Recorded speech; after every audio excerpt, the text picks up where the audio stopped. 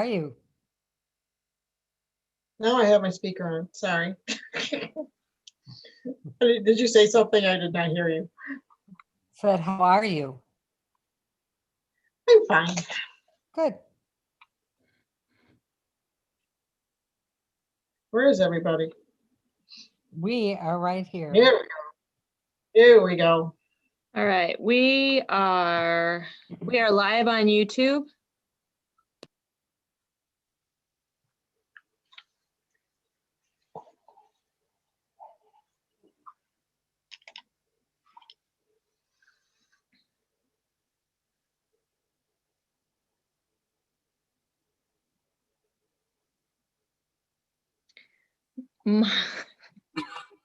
Yeah, fix that hair, Mark. I had the alfalfa going there. When I see Stephanie, if she ends up in an attendee room, I'll let her on, but I don't see her yet. Thank you.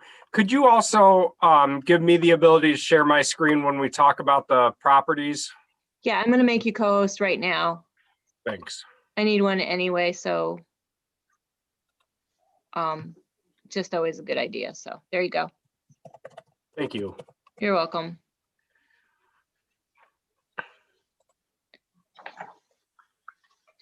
Patrick, will you be putting anything up on the screen?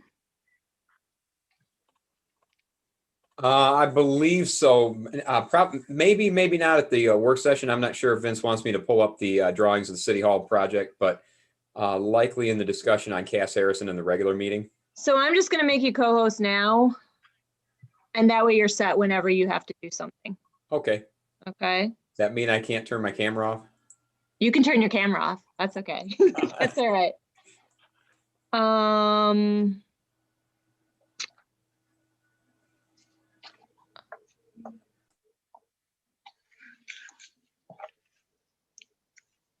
Hey, Mayor. Hey, good evening. Hope I entered in correctly. Yes, you are. Perfect. Okay, I was juggling a couple things here. I think, did I hit the right one? So I see that I'm assuming that that's, oh, never mind. He lowered it. Mr. Hoskins had his hand raised, but I see it's down, so it's fine. Okay. No, you're perfect, Your Honor. You're in where you need to be. Councilman Lamore called, said he is delayed, and if he comes, he'll be late.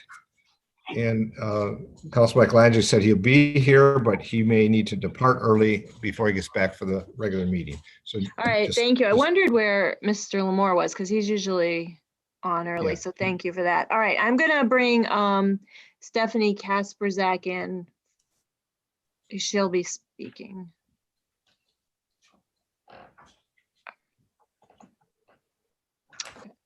There she is.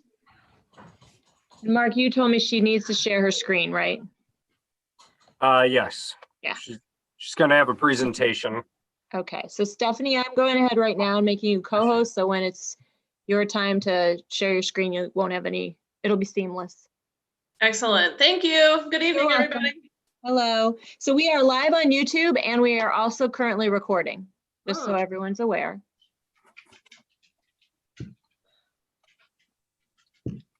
Ed, I thought I texted you and told you I was wearing my light blue city shirt tonight. I must have missed that one. saw that, so I did not. I matched Vince on Friday, so I guess it's your turn today. John? And then, Your Honor, I have 6 o'clock on my clock. So whenever you're ready, I'm ready. I know that we have one that's just getting connected here, and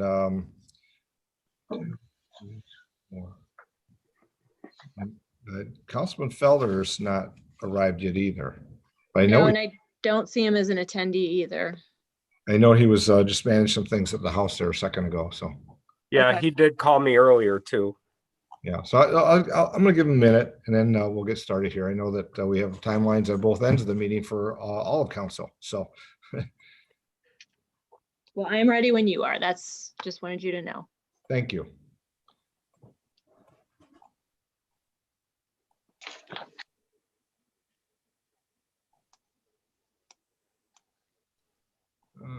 Where did that go?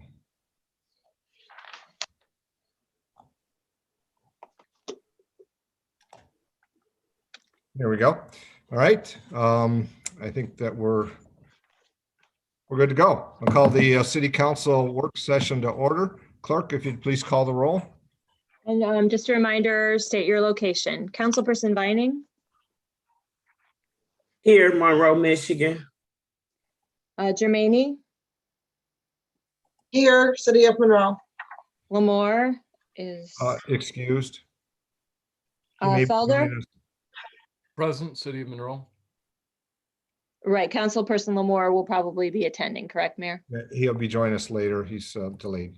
Okay, Whitman, Here, City of Monroe. Iko Angeli, Present, City of Monroe. Mayor Clark, Present, City of Monroe. and Clerk Treasurer Lavoy. I am also in the city of Monroe. Thank you. So we have a work session. We have 3 items that are listed, but I'm sure there may be opportunities for others. I think we might have a presentation as well. So I'll get right to Mr. Pastu. If you could start us, please. There you go. Vince, you're muted. Yep, sorry about that. Thank you, Your Honor. The first item tonight's talk about a labor park programming proposal from MCOP. If you recall last year when we were putting the budget together and Labor Park was under construction, we indicated that we would be looking with them to do some additional program oversight of activities there at Labor Park. And so as a result, Mark and I had a conversation with Stephanie and Manny a couple of times, and they put together this proposal, and we'd like to have Stephanie kind of walk through it with City Council. Mark, anything you want to add with it? No, I don't want to steal Stephanie's thunder. Perhaps afterwards. All right, thanks. I don't know how much thunder I have, but but thank you for that, Mark. Welcome, I do. Stephanie. Welcome. Yeah, thank you guys for having me on tonight. I really appreciate it. I just did a little PowerPoint. I promise it's not going to be very long, but just wanted to make sure that I stayed focused as we talk about some of the new programming that we're looking at possibly doing in the new year. So obviously, I started out the presentation with a few of my favorite pictures. The one on the left there is we've done just a huge amount of emergency food distribution through the Opportunity Center during COVID-19. And this is a great shot that shows the beautiful front of the Opportunity Center, but also some of the bags that we were able to distribute. And we distributed 2.4 million pounds of food last year, which is the biggest amount that we've ever done in Monroe County. The gal in the middle, this was at one of our family fun nights. So I just love this picture. And the one on the right, which is probably hard to see, but it shows up again later, is many of you were able to come and take a look at the new renovations at the center. But as some of you missed it, I just wanted to start out with a few great pictures of the renovations. And thank you all once again for making that wonderful investment at the Opportunity Center. So on either side is our beautiful new commercial kitchen and workspace that is now downstairs. It used to be upstairs, now it's downstairs. It's a great space.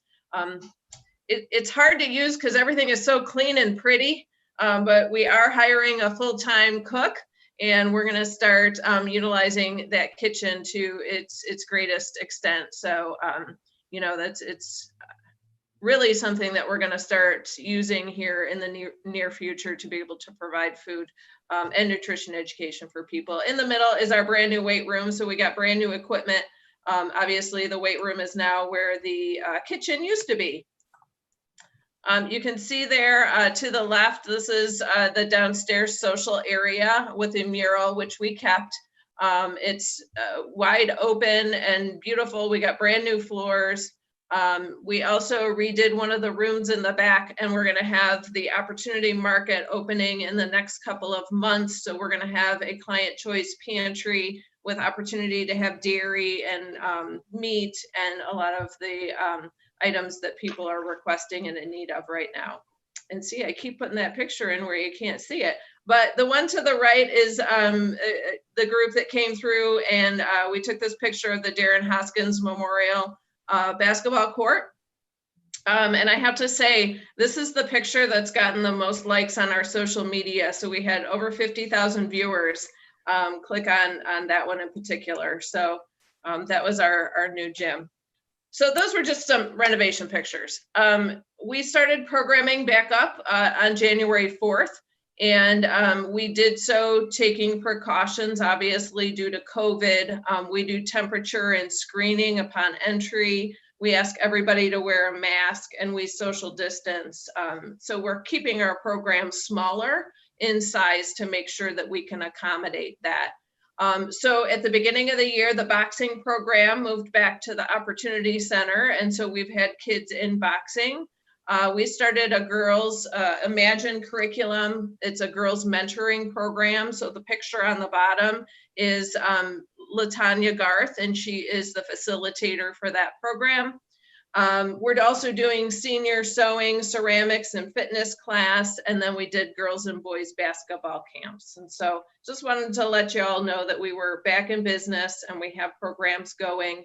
Keeping our sizes of participants smaller to accommodate social distancing. But what we're really here to talk about is moving into spring and summer and integrating Labor Park into our programming. So some of you I know prior to COVID had the opportunity to join us for our family fun nights that we had. We offered two of them, one in November and one of January, before COVID hit. You can see there on the right all of the great amenities that we were able to offer during family fun nights. And this was a collaboration between MCOP and the Great Start Collaborative of Monroe County, and many others. Actually, Second Missionary Baptist actually sponsored these family fun nights, and we had over 510 people participate through both of those activities. So they were hugely popular.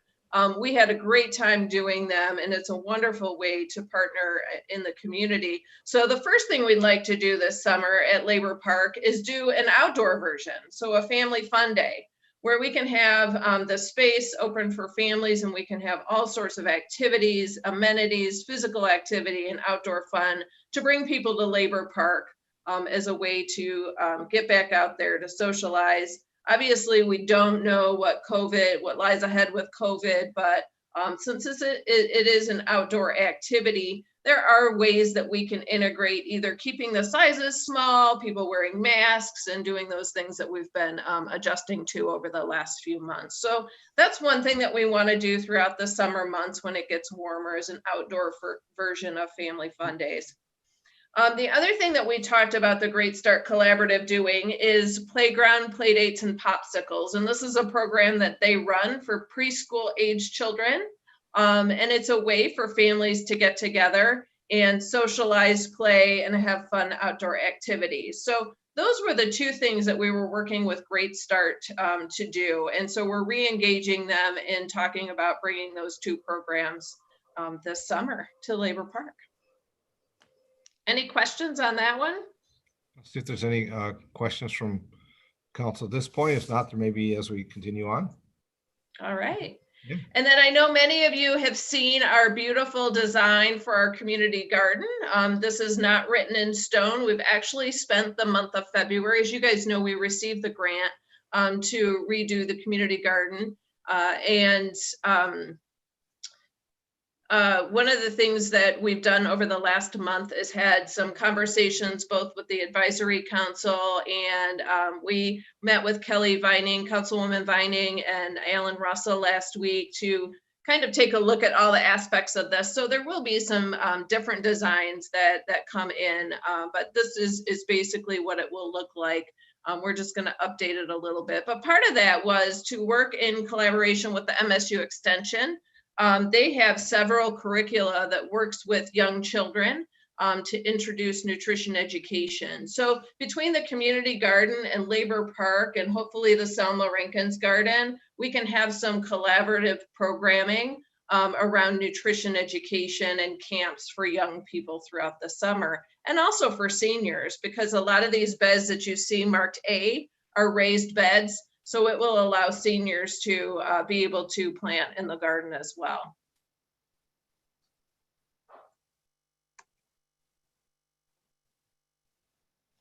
We want to do a tot lot type of program in the space as well. And so what we would like to do with our summer youth who were employed last year, we had 9 summer youth. This year, we're going to have 12.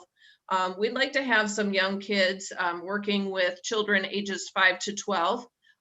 We're going to provide lunch and then activities and crafts during the day. So kids can come and gather in Labor Park and have some things to do and some activities to do.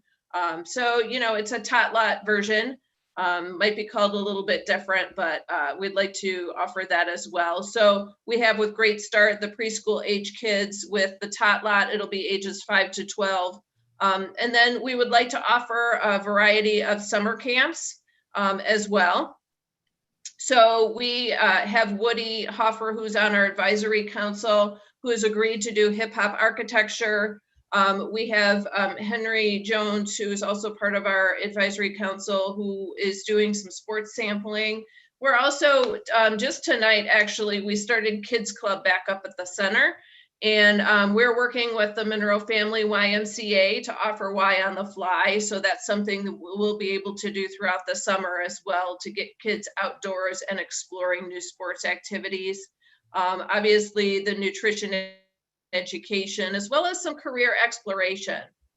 And I'm going to talk about that in just a little bit. So we want summer camps and tot lots. Summer camps will be for older kids, probably, I would say, way beyond the 5-year-olds, but getting into that young teenage age group. So we're trying to do some programming that really spans all the age groups of our young people. We still are offering the equipment lending program. So that was a grant that we got through the Community Foundation for Southeastern Michigan. And it's 2 years. So it ends November of 2021. These are some pictures of the last year where we were able to distribute a lot of sports equipment. You see the hockey sticks, the basketballs, soccer balls. We had a variety of things that came in throughout the summer. And we did a mobile distribution with all of our food pantries. So if people going through the mobile had young, either grandkids or kids at home, we allowed them to take sports equipment so they could, while they were in quarantine, have something to do outdoors to keep them moving and physically active. So that will continue into this through the summer. And we would like to utilize the space at Labor Park to continue to provide activities surrounding that program. And then I mentioned our summer youth employment program. So we will have up to 12 youth this year. It was incredibly successful. But one of the things that we want to integrate, we want to have a couple of kids who will help with the camps, the tot lot, you know, and putting all those materials together so they can get an idea of, you know, as they move into their careers, what they want to do if they want to work with young people. But also we want to do a career exploration with our young folks. So, you know, every week at one point with the kids who are enrolled in our summer youth employment program, we are going to ask Kojo to come in to talk about college readiness. We want to have, you know, the skilled trades and Mike Smith come in and talk about the opportunities there. Mayor, we've talked about having fire, police, you know, EMTs come in because they offer summer camps as well. We just want to really broaden the experience for the youth who are participating in that program. And we also we did this last year, financial literacy, because a lot of the kids that come into this program don't have a checking account yet. So they don't have anywhere to cash their checks. And so we had somebody from the credit union come in and do financial literacy with them as well. So really making sure that we give them plenty of well-rounded experience in different things as they move into adulthood. So the summer youth employment program will really help us to integrate a lot of these activities for kids who are interested in working with younger people. So there's a couple other ideas that we put into the proposal that came from our advisory council members, either former or current advisory council members. We would like to make food in the commercial kitchen and have it available, either snacks or, like hot dogs, things like that during the day to earn a little money for the Opportunity Center and some of our programs. So we'd like to be able to do that at Labor Park. We talked about having movie nights so we can, have an outdoor movie experience for people. Obviously, with COVID, we've had to do a lot of things differently, and that would be a unique experience for people. And then offering things like Tai Chi, for those of you who participated in the Opportunity Summit last year when we just opened, we had a Tai Chi master come, and they're still willing to provide that service. So offering Tai Chi either to kids, to seniors, or both, or yoga in the park, things like that, I see is really enhancing that space there. So in order to make all that happen, we are asking City Council for an additional $12,000. That will help us to cover a part-time person to coordinate all of these activities. That would be a paid staff person for MCOP. But as I said, we'll also have the youth supplementing some of their job duties too in June and July to help us out with that as well. And it would also help us to cover some of the materials as well, so we can make the programs work and function properly. So yeah, that's it. Does anybody have any questions? Thanks, Stephanie. I'll see if there's any questions, either council members will raise a hand or just kind of wave, and we'll kind of go from there. So I guess I'll start. Pretty good long list there. Lots of opportunities, as you say, and a lot of things to consider. Obviously, we look at our youth and even our seniors. So, John, you have your hand up. Go ahead, please. Yeah, thanks, Mayor. Stephanie, how much are the kids paid? How much are what? How much are the kids that work part-time during the summer? How much are they paid?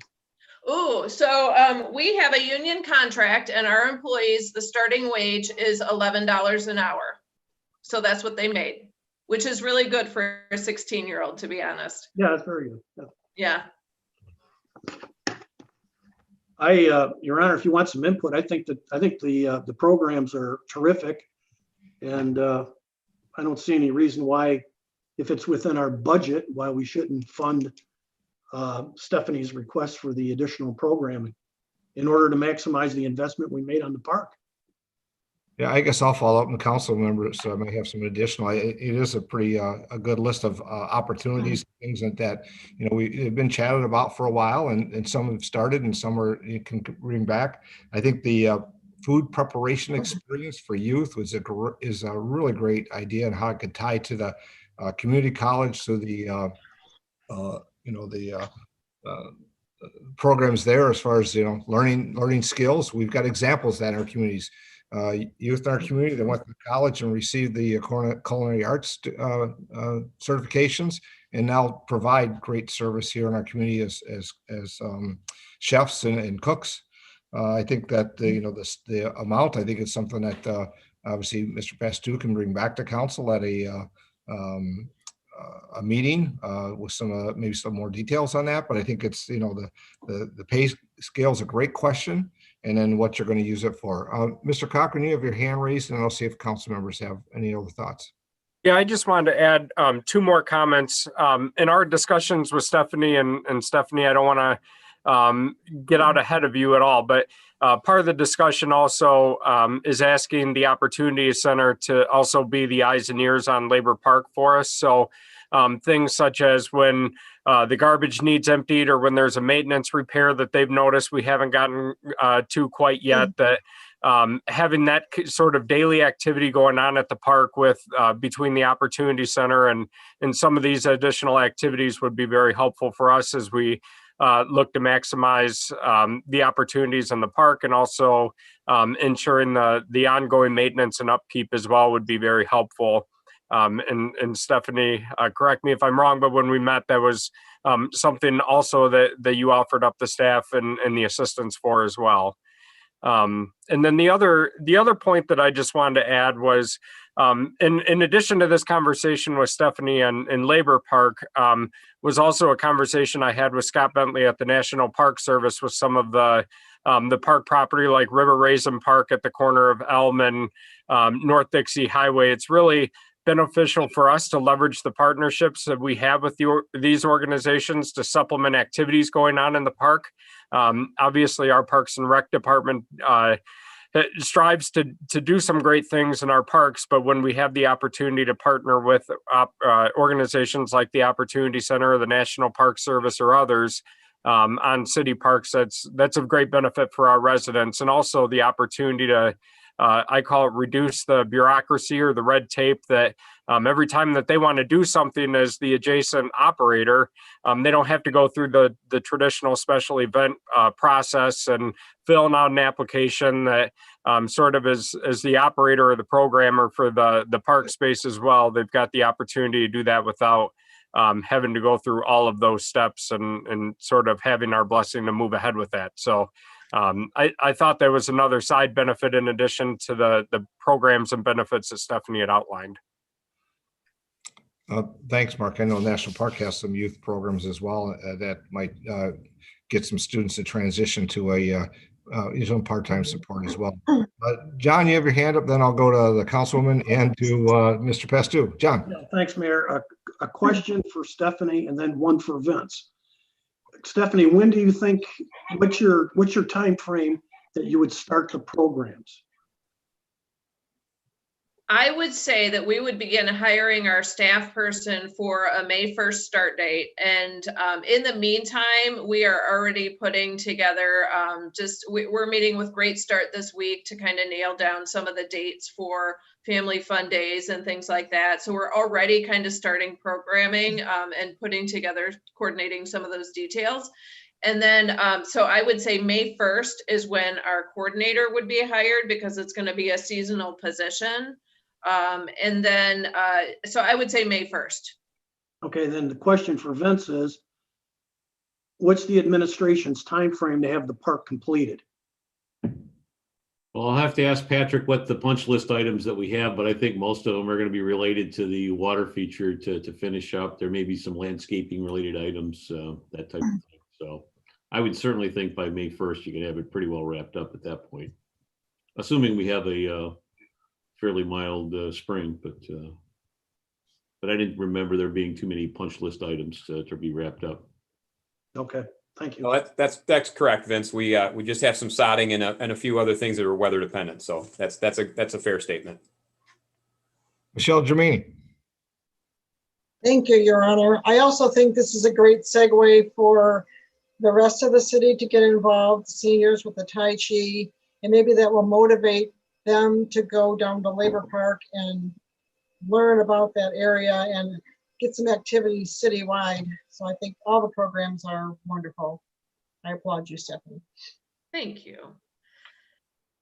Vince? A couple things we've been talking about is, first of all, the alley. We've got a community garden and Labor Park and an alley that runs through right next to both of them. So I'm not sure the logistics of closing down an alley and if that's the way we want to go, but we do have a fair amount of folks when they're dropping off kids at the center who use the alley, and it makes me cringe a little. I worry about that. I realize there's a dumpster that, perhaps we could relocate, but I want to throw that out there. And Manuel had talked about, we've been doing video cameras throughout the center. And so talked about the possibility of maybe doing some video cameras that cover Labor Park. So I just want to throw those two things out for consideration, and you guys can talk further about that whenever, but just some things to think about. Thanks, Stephanie. I know that when talking about some cameras and that is a discussion going on with the administration in a variety of locations, so it can be incorporated in that discussion as well. Paula, you had your hand up. Yes, I just want to say wonderful job. I missed the tour and I was wondering if I should want to come down and take a look and visit. Do I have to make an appointment? Can I just stop by, or how does that work? At this point, Paula, we'd love to have you, and you can just stop by.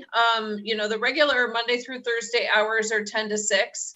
So you can stop in at any point because the doors are open now. Okay. Yep, and we have at least 2 staff people there every day. And I'm very pleased that Mr. Riggs brought the boxing Yes. back. I'm sure that that's a wonderful thing. So that's all I have to say about that. And thanks, Stephanie. Yeah, you're welcome. He's very excited to be back for sure. It's where it needs to be. Vince, I think you had a comment, or maybe you got it out already. Mark covered a lot of what I think is going to be incorporated into and part of the rationale is maybe an addendum to our funding agreement with AL or MCOP for this. But it will detail what the responsibilities of the city are, what the responsibilities will be the Opportunity Center, as well as the funding.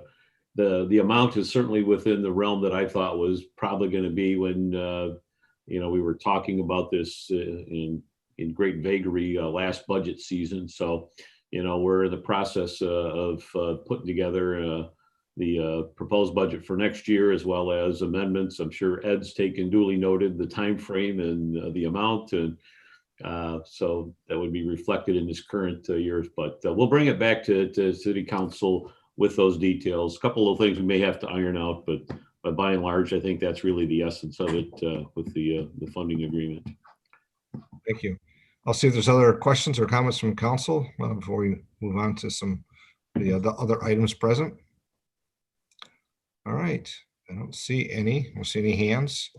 Well, thank you, Stephanie. Great presentation and information. Look forward to a partnership moving forward in all these great programs and ideas. And I think I look forward to not only seeing, but hopefully be a participant in a few of them and see the youth and see the seniors. I know all the council feels that way. Thank you. Yeah, thank you guys too. And anytime you want to come, just holler and let us know. We'd be happy to have you. Thank you guys very much. Thank you. Thank you. Mr. Pastou.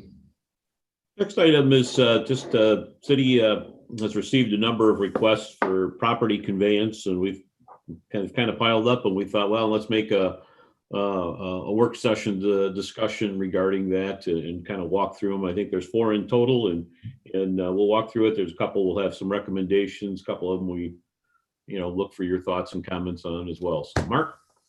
Yep. Mayor, City Council, good evening.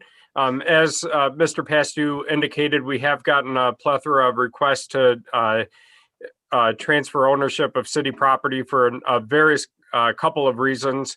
And I'll go through them one by one, and probably the easiest thing to do would be to discuss them one by one. So the first one, and bear with me while I attempt to share my screen. Can you see that okay? Yes. Okay.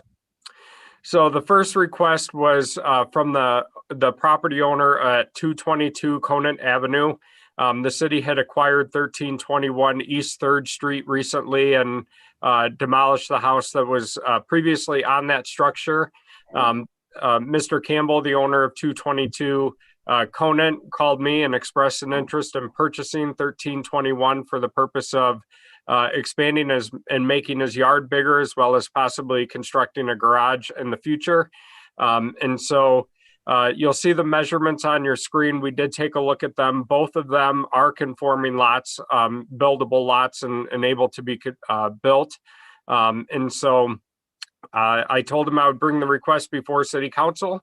He is requesting to purchase a lot because this one is conforming and would be able to be built on. Again, I indicated to him it's one that the city likely would not do what we've done on other properties, which is split the property and convey it without consideration to the adjoining property owner. But because of the situation here, wanted to bring this before you and get your thoughts before moving ahead and respond to Mr. Campbell.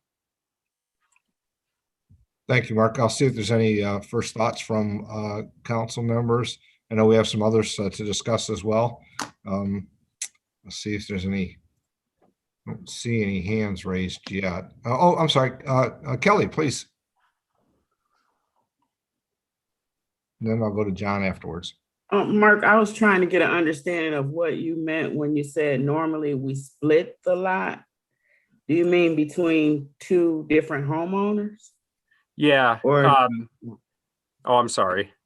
There will be one property we talk about that with tonight. If there's a non-conforming city lot that can't be built on because of its restricted and smaller size, what we've done in the past is divide it up in half and offer it to the two adjoining property owners to make their yard or lot bigger. Oftentimes their lot is non-conforming, and by splitting it, we've made both adjoining lots conforming, but that's not the case in this one. is that just because there's no other adjoining lot?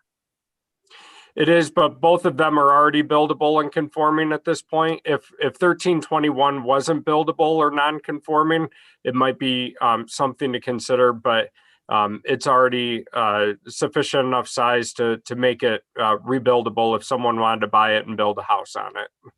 I see. Thank you. Thanks, Councilwoman. John, and then I'll go to Andrew. Thanks, Your Honor. I guess the question I have is, Mr. Campbell's current lot, which is 89 feet by 160, is actually large enough to accommodate a house and a garage on it. I mean, that lot size that's a very large lot. You would find that lot probably like over at Frenchman's Bend. And the 65 by 160, like Mark said, is a buildable lot. And my preference would be that since we just tore the house down, let's hold it in reserve for a year or two and see if we have somebody that's interested in building a house on it. Okay. Andrew? Yeah, that was going to be a follow-up for me as well. Of if the house is demoed or not, and then if it's going to be demoed, his plans, you said either expanding his yard or building a garage. Did he express any sort of interest in building a new home and treating it as a rental property? No, not that he indicated. I'm sort of leaning in Councilman Michaelangeli's direction here. If we have the opportunity to put another house on that property, I'd certainly like to, but obviously there's no guarantee that the developer's gonna pick it up in the meantime.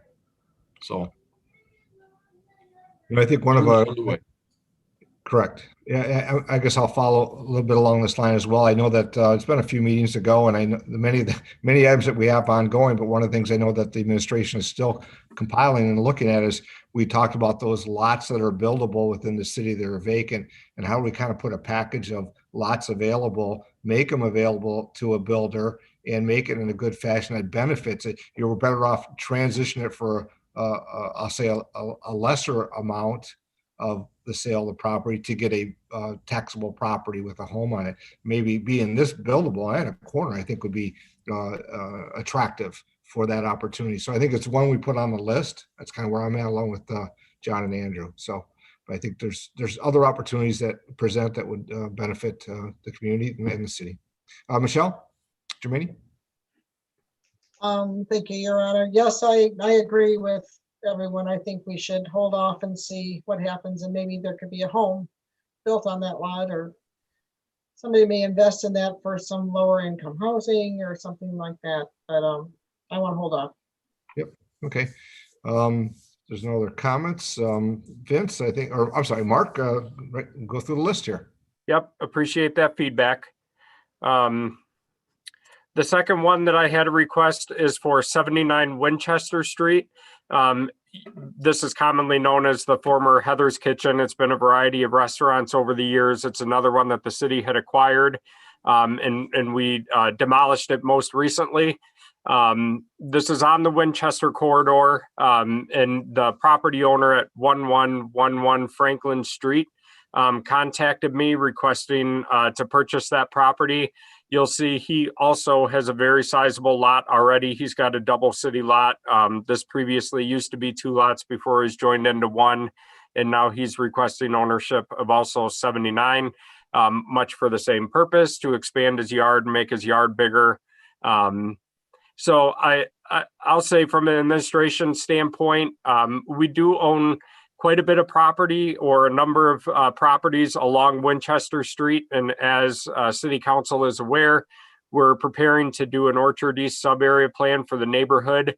I've gotten several requests to purchase properties along Winchester Street, and what I've told property owners so far is that we're preparing to do the sub-area plan, and we're considering holding off on selling any of these properties or conveying any of the properties until we've had a chance to complete the sub-area plan and sort of define what the vision, long-term vision for the Winchester corridor specifically would be. Administration, Vince and I have talked about it as holding on to particular properties along Winchester Street and consider the long-term vision that will be laid out through the Orchard East sub-area plan. But I did tell the property owner at 1111 Franklin Street, I would bring it to City Council for feedback if council felt otherwise. Thanks, Mark. John, you have a hand up, and then we'll go around and see if others comments. Yeah, thanks, Mayor. I was gonna go right down the same path that Mark was recommending, that with the sub-area plan, we should be holding onto properties on Winchester and see until we see what the results of that plan are. Other thoughts? I guess I'll follow up on it as well. Like, one thing I'll take as encouraging, and I think back over the years here that we as a council, we've had properties that we've tried to either split or move along with a property or a resident next door, and it seemed to be challenging and difficult at times, not an interest.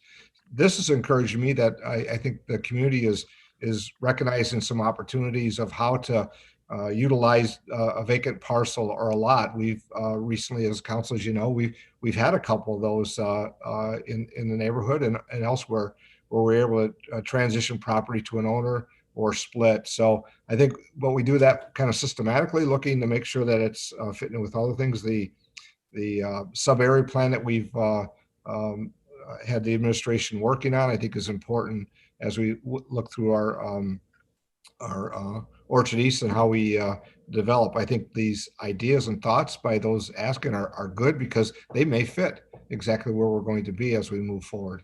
But we've taken time to kind of, I'll just say, in a somewhat strategic fashion of when properties came open, available, that ones we did acquire and ones we did not, with this vision of how do we continue to our community development and be partners with the community as well on this. So I'm looking forward to how we can get that sub-area plan back to help us make some of those decisions. But I think this is great to see, to me, that there's interest in these properties and others yet to come. So other questions or comments from council for now? All right. Okay, Mark, I didn't see any. I think there's another one or two. Yep. On that note, just by way of an update as well, we did get the proposals back from the RFP for the sub-area plan. I believe there were 4, if I'm not mistaken, Vince, and we're going to be meeting within the next week to start reviewing those and move on to interviews. So the Orchard East sub-area plan process is moving ahead. Yeah, I'll apologize too, because my schedule last week wasn't as bad, but the previous 2 weeks was kind of a train wreck, and this week is kind of a train wreck, and so I'll have Pat trying to get in touch with Councilman Felder and Councilwoman Vining to try and get some time scheduled for those reviews. So that'd be great. Thanks. The other property that we've gotten a request from along the Winchester corridor is this property at the corner of Winchester and East 3rd Street, 1112 East 3rd Street. And we were approached by Oaks of Righteousness to purchase this property or to take ownership of this property in likely future use with the 2 adjoining lots that are currently for sale at 307 and 311 Winchester Street. For the use of constructing a tiny home village. We've also gotten requests from other interested parties about taking ownership of this city-owned property. And so much along the same conversation we just had with it being on the Winchester corridor, just a little further south, recommending holding off on conveying this city lot as well until we've completed the sub-area plan. Kelly, you have your hand raised. We'll start there. Yeah, with this particular property, Oaks owns everything across the street from it, next to it, and behind it. And so, you know, I don't know how big this lot is as far as being buildable and what you could put on it, but if I'm looking at the map correctly, you know, with these maps, all of those lots behind it, like going south, and then across the street and over across the alley, Oaks already owns all of that. So it makes me wonder if even if we're holding out on it and if they're able to move forward with their development, you know, how much can actually be built there if they already own everything around that one lot. Councilwoman, we checked, and for 307 and 311, there were no property transfer affidavits recently showing that Oaks had. I think there was one for 311. We didn't have one Okay. for 307, but I think in a broader context, certainly, again, going through with the Orchard East sub area plan, I think it just provides a continuity from north to south through there to make sure that the land uses are, appropriate, consistent. I don't have any, I'll be honest with you, no issues with, the tiny houses, location, where, dimensions, a lot of those land use considerations that would go with it. And so, again, as we move along, and certainly I think the housing aspect of that sub area plan will hopefully provide additional enlightenment about other housing opportunities in the neighborhood. So. Yeah, so I don't know why it's not coming up with the property transfers, but Oaks does own 307 as well. But I just wanted to suggest that the tiny house project, and I think Jeff sent a video to us, giving an idea of the concept. I don't know if all the council members got it. I'm sorry, Andrew, I forgot to send it to you. But I think it'd be beneficial for the city to jump on board and partner with this tiny house concept as a pilot project. It fits into all of our goals and objectives for developing the Orchard East neighborhood. And I understand we do have the sub area plan going on. Just again, I don't know how much housing can you build on that one lot with all of that other property being owned by one other owner. And like I said, I don't know the size, so I don't know the answer to that question. Or maybe not even a house, but a commercial establishment. I don't know the size and how much can you put there. Well, I anticipate as a result of the sub area plan, whatever the recommendations come out, that there will be some changes in the zoning ordinance, particularly as it pertains to that immediate area. And again, it's not, part of it is you could very well have that identified as an area for a project of that nature. It's not inconceivable. It really isn't. But ours is just looking in from a land use planning standpoint, a broader perspective, and hopefully within 4, 5, 6 months, we should have it all wrapped up and have a good sense of how that will fit. Quick look, it appears the frontage, which would be on Winchester, is about 50 feet. So it is buildable, but as points well taken for what and how to fit and fitting with what else some other plans may be. And I think that's definitely worth the conversation going forward. Andrew, you had your hand up. Yeah, just a couple of comments here. I think given where we are in the process of the Orchard East sub-area plan, it may be worth waiting just a bit, but I think that, we're all familiar here with the good work that Oaks of Righteousness does in our community, and particularly in this neighborhood. And I think that, it's still worth keeping them in mind if we're going to move forward on this property, just because we want to buy ourselves a month or so, I don't think in any way means that we're not, interested in perhaps pursuing this path in the future. I think this project may be different than the others that we have discussed in that the entity that is seeking to purchase it does plan on building and does plan on having people living there. And I think that given that this is a nonprofit, having a pilot program makes it all that more attractive. I think that the density and the affordability both are, I think, checking the boxes that we would prefer to have checked within our community in terms of housing. And it's happening in an area, I think, that that is an area of redevelopment, comparatively towards the city and the region overall. We're putting a lot of investment down there, and seeing people take advantage of it, I think, is a good thing. So I think maybe wait until the master plan is complete, but I think certainly it'd be very interesting to look at. And I think because it's the intention is for Oaks to build on it, that perhaps sets itself apart from the other properties we've discussed. Yeah, I guess I'll follow up, and I think there's some uniqueness here. I think from the other properties we talked about, in acquiring property and having a kind of vision for tiny homes. I think that they've been in other communities. I've seen some of them where they fit well, and some that it's really about placement, and that might be an opportunity here for that, as was said about pilot. I'm definitely interested in that. I think Vince, if I'm not mistaken, the intent or thought with this would be for home ownership, if I'm not mistaken. The idea is to get people transition, and sometimes that might assist in that happening.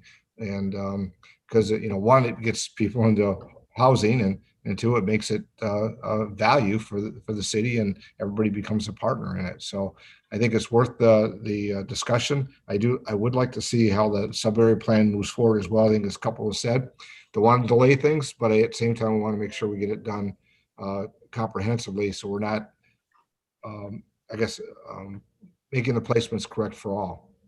So I'm encouraged by as I said earlier, I'm encouraged by the interest there is of moving into the development area, as opposed to no interest of even taking a half of a lot and extending a lot. So these are positives.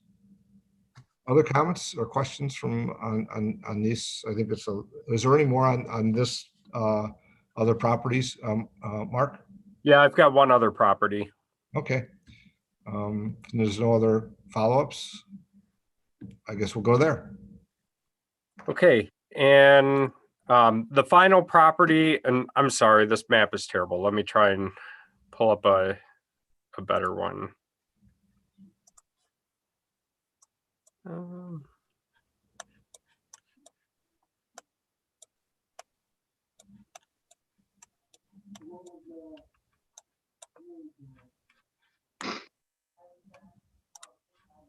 Okay. So the final property request was the property owner at 502 Fernwood requested the transfer of either 510 or additionally 512 Fernwood Court or Fernwood Street. I'm sorry. For the same purpose, he would like to expand his yard and make it larger, as well as possibly construct a garage. Right now, 502, both 502 and 1520 are both conforming lots by frontage standards, barely by the square footage standards, but they do meet the requirement. The city owns both 510 and 512. Both of those are non-conforming lots. I believe both 510 and 512 are about 37 feet by about 48 and a half feet in the opposite direction. So again, this one would be a little trickier. Obviously, he's requesting ownership of all of 510, which is adjoining to his other neighbor's lot at 1520 Oak Street. And so, we've had some discussion about, do we divide 510 in half and give the property owner of 502 half of 510 and the property owner of 1520 half of 510 because then it would be a landlocked parcel to enlarge both of their yards.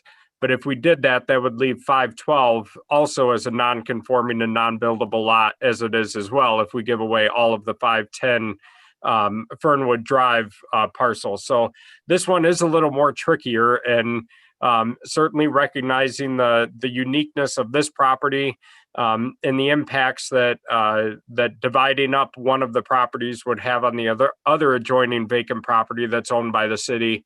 Want to bring this before council for your reaction, and also for your if you have any creative solutions on what we should do here. I'll go through the council. John, you have your hand up, and then I'll see if somebody else does. Yeah, thanks, Your Honor. What about the idea of taking 510 and 512 and combining them into a buildable lot and putting them in this package that we're gonna make public regarding all the various buildable lots that we have? Yeah, that was another idea and thought line that we had, was to not convey 510 to either property owner and combine the two for another buildable lot. I see we have a hand up in the attendees. We'll finish on this, and then I'll go to that here in a moment. So just Andrew, you had a question? I'll go back to John. I'm fine. Okay, Andrew, please. Sure. Is there a desire on behalf of both property owners to expand their lot, or has only 502 contacted you? Yeah, it's only been 502. Okay. Unless we're able to bump both yards, it would certainly make it awkward. And I'd be willing, if we were to combine 512 and 510, to trim off a bit if we're going to recut the lot anyway and expand their yard somewhat, given the square footage of the property. But I'd prefer to do it in both cases, so that one, as the point was made, one isn't locked out. It would still give us a buildable lot to put on the list, and it would also expand their yards. You know, we two birds, one stone sort of thing. Thank you, Andrew. I think that's yet another option. I think it does achieve what we talked about of making buildable lots for new residents, but also expand some lots that might need some extra footage. So I guess that's another option that I would be interested in as well. Michelle, I see Pastor Boone has her hand up, and so I don't see any other hands up on council. So her comments, I know, because she was a presenter on one of the items we're talking about here was submitted by her. So if you can, and then All right, there you go. Pastor Boone. Good evening. My hand was up about 10 minutes ago when you discussed the property, when Mark, I don't know, Mark, if you want to show the map again of those properties. I just wanted to explain what we own. That was it.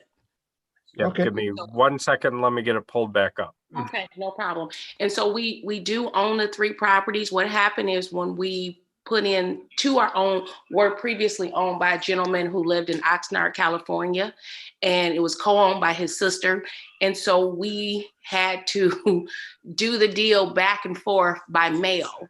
And so something wasn't notarized correctly, so we had to go back and resend it. So that was the only reason that particular property wasn't transferred. So what we own is the 307, the 311, and the 1126. Those are all the properties. And then across the street, the 1107. So that was all the stuff that Oaks owned, and that we wanted to do something with, as far as with the tiny houses. And yes, someone asked the question about whether or not the tiny houses would have homeowners, and yes. So what happens is, with the program, and I believe I sent it to Vince, and we did a Zoom, and he saw the tiny house project. They're doing one also in Toledo, but this was the one that's being done in Detroit. And so what happens is, the person lives in the house for 7 years, they pay rent, and at the end of 7 years, they would own the house. And so that's the way the ownership works, but they would be paying rent. And so what we're trying to do and where this was kind of birthed from is with our shelter, we have so many homeless people who are single, and we could not find any 1-bedroom affordable housing. And it's just been horrible trying to get these people housed. Even when these people have Section 8, we can't even find landlords enough affordable 1-bedroom apartments and landlords who, have the places that would pass these Section 8 inspections. So that was where we came up with this ideal. We visited some other tiny homes with working with Monroe Public Schools. They build a tiny home every year. All of AFCLO, all of the labor unions are excited about this project. We have so many people who are on board who really want to see this happen. So I contacted Vince and Jeff Green, and we talk regularly. And so we had been, meeting and talking about this, and I had been kind of pitching these ideals. So this is where this came from. And so just wanted to clarify that and let you know, you guys know where we are with that. Very good. Thank you. That's it is helpful. No problem. Thank you. Yep. Mark, you have further, or Vince on this one? I think if you just going back to the last one we were looking at, there probably is some merit to looking at, slicing the one property, putting it to the two adjoining ones, and then creating a single larger conforming lot that could be sold off, I think. So, if you took 510, maybe narrowed it up and then get a buildable lot that's 512 and the remainder of 510. That way everybody gets a little something, because 1520 and 502 are just really on the edge of conforming from an area standpoint. They are pretty small lots, right around 6,000 square feet, which is the minimum for the R1C district. So, okay. John and then Andrew. Your Honor, I just have to jump off the meeting. Okay. To attend another meeting. Hopefully I'll be back in a half an hour. Very good. Thank you. Thank you. Andrew. Yeah, I just had a question. If 516 and 520 were conforming as well, they look to be about the same width as 512 and 510. Yeah, they're not. They're not. Is it No. worthwhile? I mean, if we're trimming this property up anyway, to take pieces off the left and the right, and leave an offer to 516, a segment that would make it conforming as well? I mean, as long as we're trying to accomplish this. if we may, I mean, at some point it's just getting really convoluted, but. No, but at the same time, it makes sense. I mean, can you skinny a little bit off of 510 to go to the 1520 and 502, and skinny a little bit on 512 to go to 516 to make that conforming, and so at that point in time you've addressed two non-conforming uses and expanded upon a couple that are really very marginal from a square foot standpoint. So if you don't mind, we can tinker with it and see what we can come up with and come back with you. Yeah, I think there's many opportunities or options to look at here. Just a quick look, it's 36 feet on the 516, but it's through a venture company as well. So when we talk about properties and ownership versus rentals, and obviously we're trying to make ownership is increase that through some of the conversations we had in the past about expanding lots and improving an owner's property for that reason. So just those considerations as we move forward also. Michelle Germani, you had your hand up. Yeah, thank you, Your Honor. My question was already answered by Andrew's question. So okay. Thank you. Sounds great. I don't see any other hands. Well, we appreciate a few minutes council give us to walk through these all these requests. Or I think we needed to give them an answer rather than have them hang out indefinitely. And so we'll be back in touch with those that have submitted the request and do a little bit more work on the last one to see if we can get clever and creative. So sure. Look forward to all these coming back as we move forward and with the information provided by council here. I think that Mr. Pastor, I think you have one other item. Yep, one other item for discussion. It's some city hall first floor modifications related to some security related items, as well as handicap accessibility, ADA related items. So, Michelle, I'm not sure if I had you make Patrick a panelist and co-host. I think he was going to walk through some of the. Yeah, I already made him Yes. co-host. All right. All right, can everybody see that? Yep. Evening, Patrick. Evening. First of all, Honorable Mayor and Council, Patrick Lewis, Director of Engineering and Public Services. I'm going to, I sort of laid out in the fact sheet what we're looking at here for the City Hall project. And I'll try to, it's hard to zoom in here while getting a view of the entire building, but this is a layout of the first floor of City Hall. And we're looking at making some changes to the building for making it more efficient for our visitors, looking at some security upgrades here based on particularly on the counters, and providing ADA access as much as possible here on the first floor. So I kind of laid this out in fact sheet, but I'll just step you through these couple bullet items for those that don't have it right in front of you. So we've been working with Kohler Architects, and this set of plans was put together as a conceptual drawing. The administration has authorized them to begin the construction drawing preparations here, but we wanted to run this by you just so you could see what we were looking to do. First item that we've got here is in the front, the main doors here. Those are the ones that currently have a slider, like you see at your typical grocery store. And so we've got, there's an outside door here, a vestibule area, and then an inside door.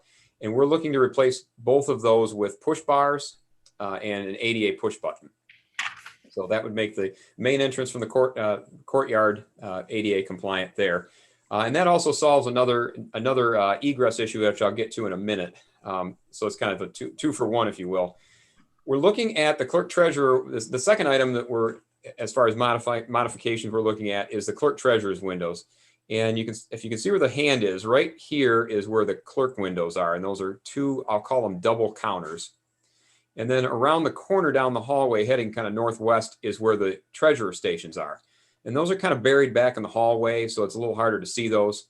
So what we're proposing to do is replace those with 3 common windows between the clerk treasurer's office. So those 2 large counters would be replaced with 3 individual stations, like you see today around the corner. And then we'll just sort of block those out for the most part and have an interior counter with 1 window right here where my hand is. That would be a lower level counter, and I'll show you that in profile view in a moment. There'll be a lower level which meets ADA requirements, so that if there is a patron that requires that assistance, they can open up that counter and they can utilize that window. So that's the kind of the second thing we're doing. The third thing is related to that, in that we have a long hallway down in here, the northwest part of the building, which does lead to an emergency exit out to the street, out to First Street here.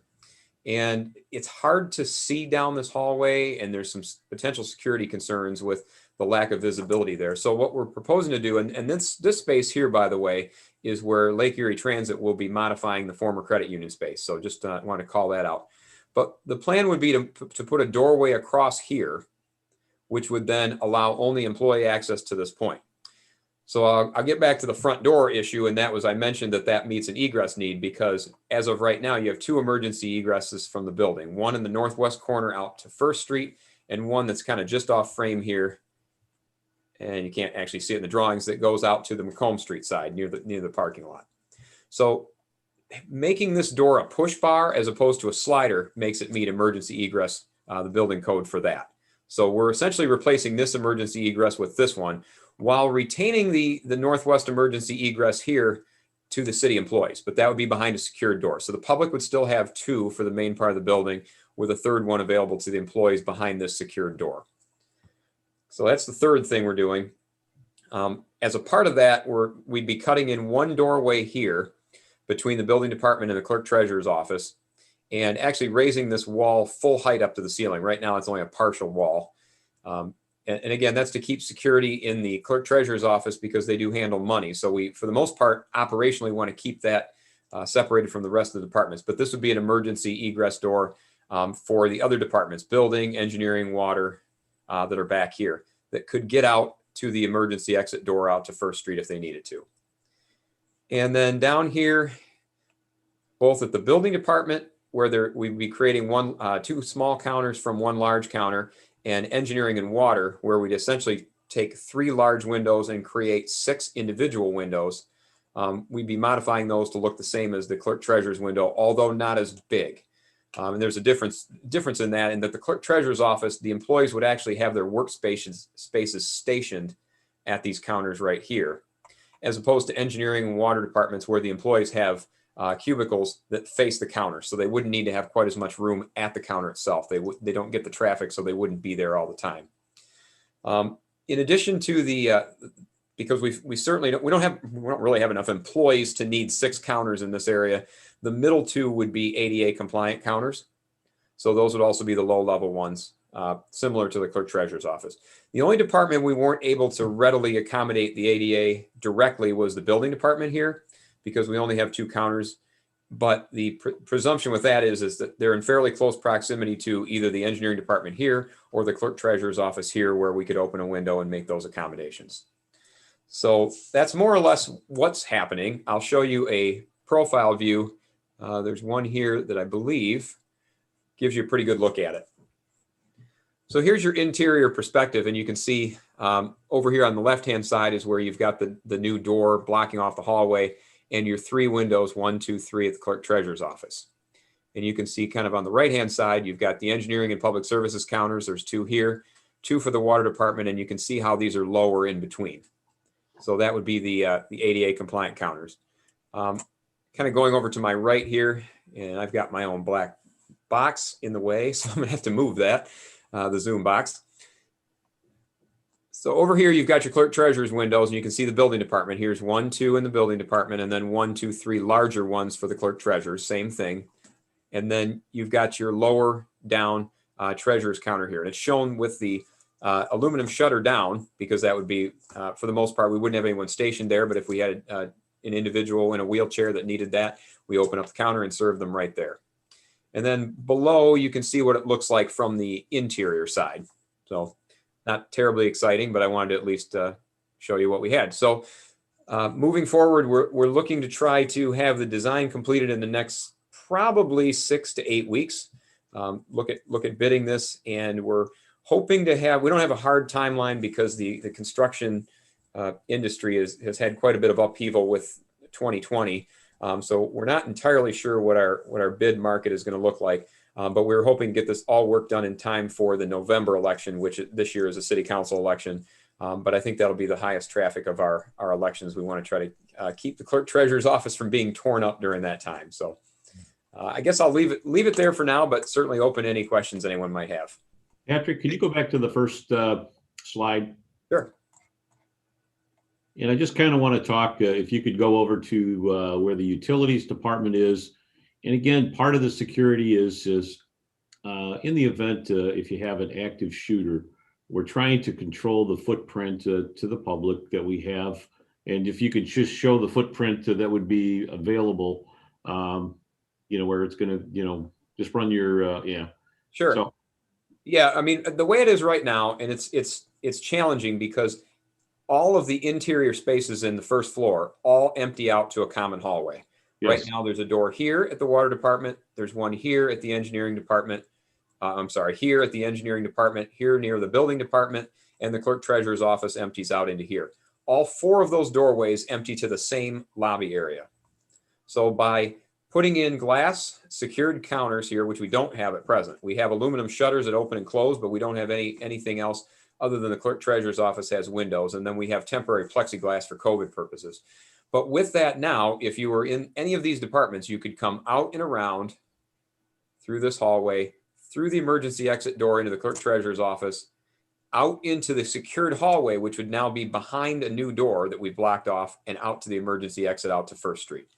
And likewise, anyone in the clerk treasurer's office could come the reverse way, get all the way down to this end of the hallway near the Macomb Street door, and get out fairly quickly to the Macomb Street side. So we view that as a very very pronounced improvement in the safety over what we're looking at today. And we've taken some other measures. For example, we've been our hallway locks. We now have them all that you have to have a security pass to go from floor to floor. just again, being cautious in today's world. And this kind of goes along with it. We initially had started talking with Kohler about looking about relocating some departments onto the first floor, those that have are more likely to have walk-in traffic, and we just couldn't get the space analysis. And at the end, we thought that this would probably be the most cost-effective approach to make some improvements to at least address the ADA deficiencies that we have, as well as making some security improvements. So we just wanted to walk you through that, just to give you a sense what that looks like, and certainly answer any questions that you might have. Thanks, Patrick. Vince, let's see, Michelle Germaini, and then I'll go from there. So I'm up, okay. Thank you, Your Honor. Did you say that they're going to have glass fronts? So, and then is that glass bulletproof? The answer to those questions, Councilwoman, are yes, there will be glass on all the counter fronts, and we're looking at the pricing difference there. There are some other products that we can have that stop short of full ballistics, but I think we have asked the architect to price out putting in the bid at the very least an alternate for ballistics glass there, so that we can price out the differences. There's some products that will keep them from shattering, and we'll do some deflection of any projectiles. But with repeated fire, I don't know that they would hold up. So we're looking at multiple options, but presuming it's not way out of the ballpark, we would likely be looking at that option. Good, thank you. Other questions from council? I'll just say, Vince, we as a council, and we've talked about reconfigurations with the LAT coming with their station there, and then safety and security for not only employees but also for residents, making it compliant with ADA, making it more accessible in that fashion. I know that we're still working through our COVID days here, but this is a great start, I think, to getting to what we've talked about and to make it accommodating. But I'll ask Clerk Lavoie also if she has any thoughts. Obviously, it's a significant change to this, but I think it's all in the positive. So because we're one department, and we've taken that further now, and the employees are all cross-trained, et cetera. And with the increased security needed for elections, it's exactly what my office needs, and I am hopeful we're able to get it done yet this year, and it'll be better for the customers. We'll be able to operate more efficiently, and instead of, in the old days, the customer came to the clerk's counter and took care of their election business and said, oh, I have to pay my bill, and then had to move down the hall to the treasurer's counter. And we're eliminating that. We've already eliminated it. The problem is that we can't see who's coming, and nobody knows we're in the hallway. So this will allow us to once again be the front door for City Hall, because we'll be able to see out, and the customer will be able to take care of everything with one staff person, clerk treasurer wise, at that front counter. So we're really looking forward to it, and especially given what we lived through with the 2020 election. And I don't think elections are going backwards. I think they're only going to increasingly be more complicated, et cetera. That on top of the treasurer business that we have to do, this is going to be a game changer for our office. So I'm very, very much looking forward to it. And the staff is seeing these changes, and they are as well. And then, once we get rid of this, I'm really excited about this. You probably can tell. Once we get these counters straightened out, then we're going to be able to use the remaining space in our office much more efficiently. The elections have changed so much, and the record storage we do now, that the storage that we're currently working with is what was here in the late 70s when this building was built, and it just doesn't work anymore for the way the modern office runs. So yeah, this is great. The sooner the better, and I appreciate everyone's support of these proposed changes. Thank you. All great points, and I agree. I think back when the building department and the clerk's office, actually there was no wall there, and so it's not like we're cutting through a wall. It actually brings some permanency to the going all the way up. It made sense in a separation for work duties and security and treasurer's office, but we can make it even improve on that with the safety aspect for the employees that they're not, I'll just say, in one location without an egress to another, that's going to do so in a safe fashion for them. So I think extending that wall to make it even more accommodating from the use side and I'll say quiet side, but also the access with the door, I think is good. All the cross training and items that have already been said. So that's great. Yeah, and it really allows us complete security for the treasure items, for the money that we hold, as well as the ballots. And that's really what we need. Yep. Let's see if there's any other comments. If not, I know it's about 7:16 and we got about 14 minutes. I see no questions on this. Thank you, Patrick. I think oh, Andrew, go ahead, please. Michelle kind of answered the first part of my question, which was how is it received by the staff? And it seems to be very positive.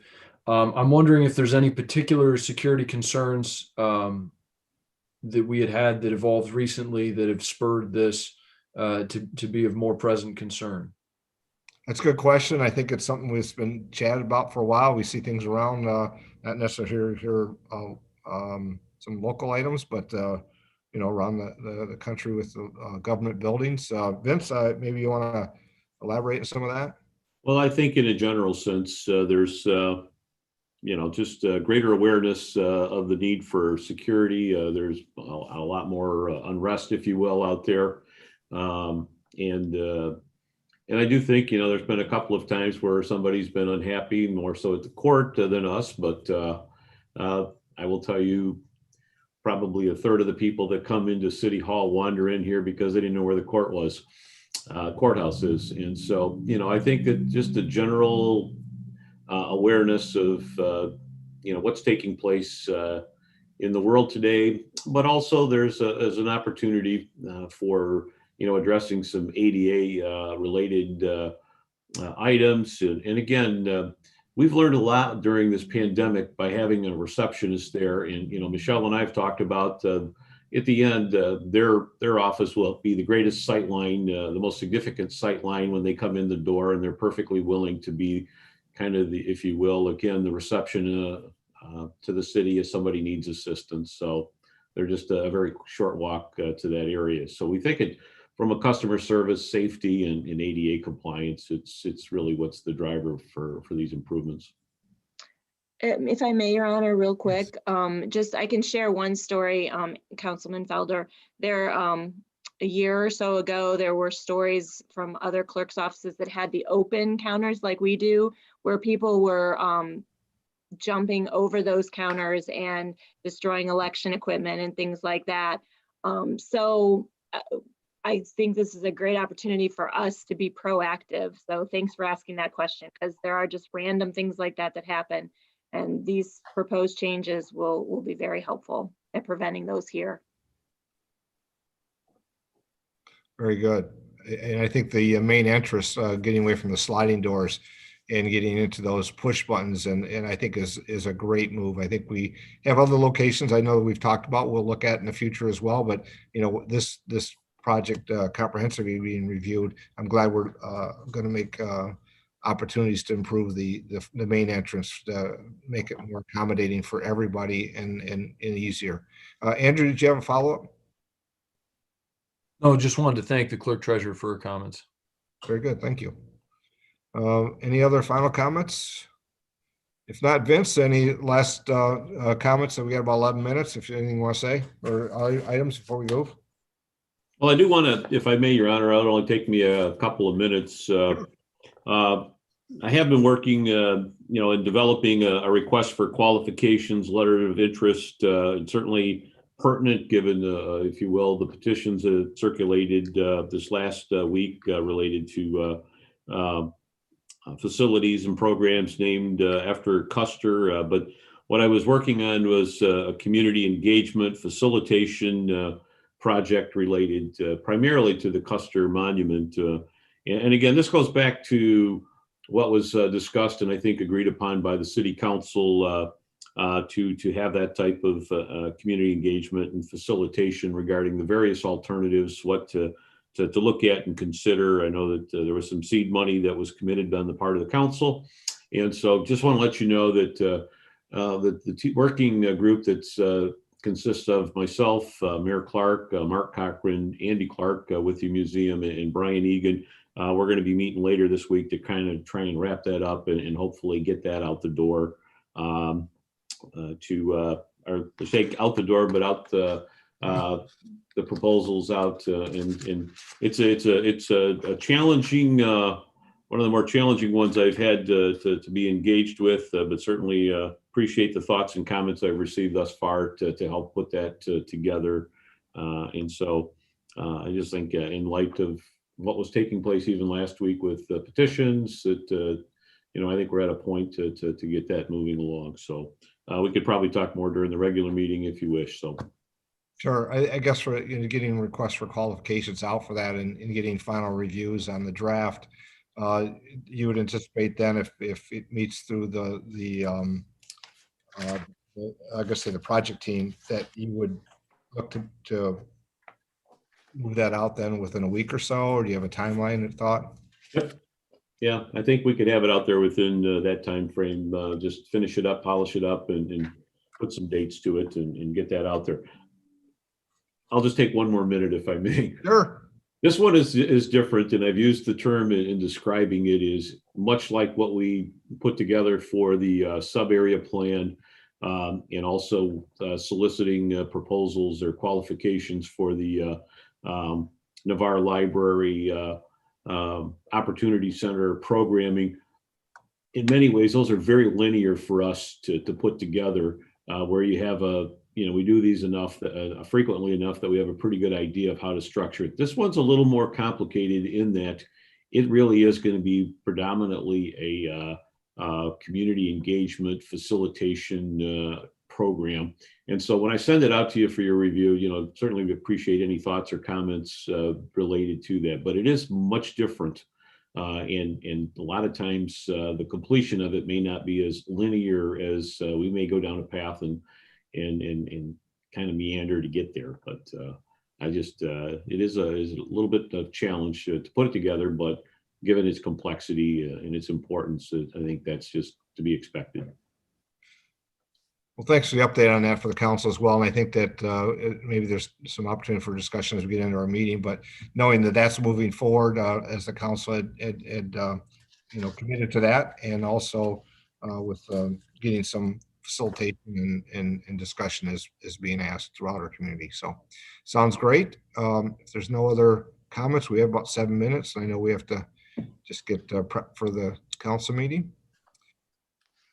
Okay, see no other comments at this time, so we'll close the council work session. And remember that for your audio and video, if you wish to not be seen or talk right now, we'll be back at here in about 7 minutes. But the live YouTube still continues. All right, see y'all soon. Just enough time for a coffee.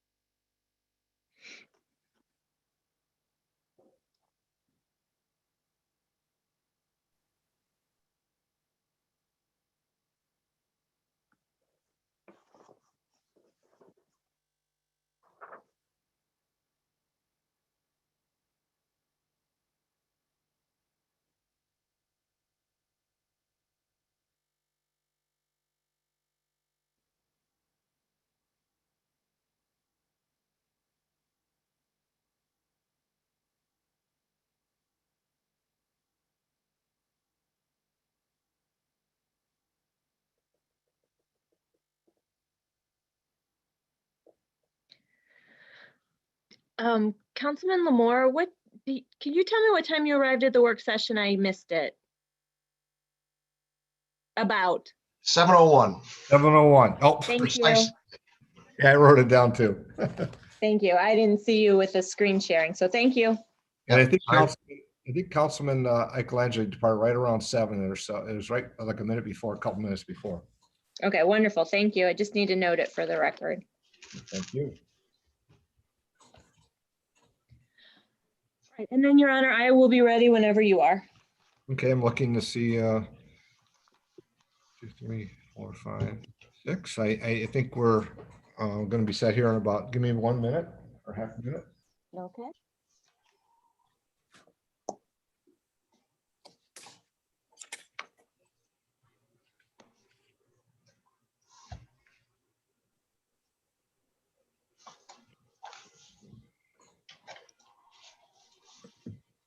Okay, I'm already if you are, clerk. I am just trying to find one piece of paper, Okay. but I think I'm ready. Okay, it is 7:31. So at this time, call the city council meeting to order. Clerk, please call the roll. Councilperson Vining, Here, Monroe, Michigan. Germaini, Here, Monroe, Michigan. Lamore, Present, City of Monroe. Felder, Present, City of Monroe. Whitman, Here, City of Monroe. Angeli. He's excused. He was at the work session. I know that he had a commitment that was going to maybe conflict with the start of the meeting, but I anticipate him here shortly, but excused for the moment. All right, Mayor Clark Present, City of Monroe. and Clerk Treasurer Lavoy, present, City of Monroe. Thank you. I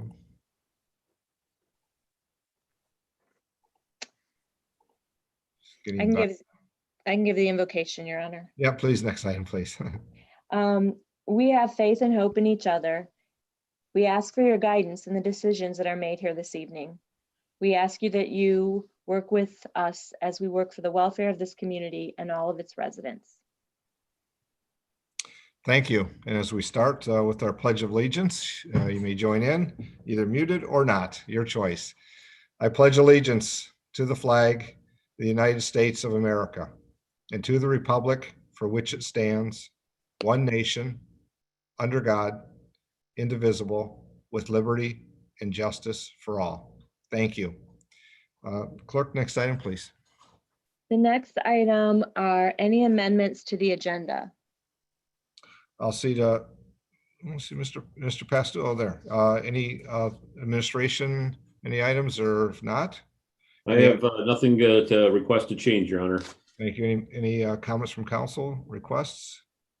I see no hands raised. Very well. Next item, please. The next item would be any citizen comments not related to an agenda item. Thank you. And I see we have, well, I see a hand already. We have about 14 attendees currently. The clerk and I will monitor that just to be before we get started and start moving forward. If there's comments from the attendees, be mindful of the rules of the chamber. We ask that your comments be within 3 minutes.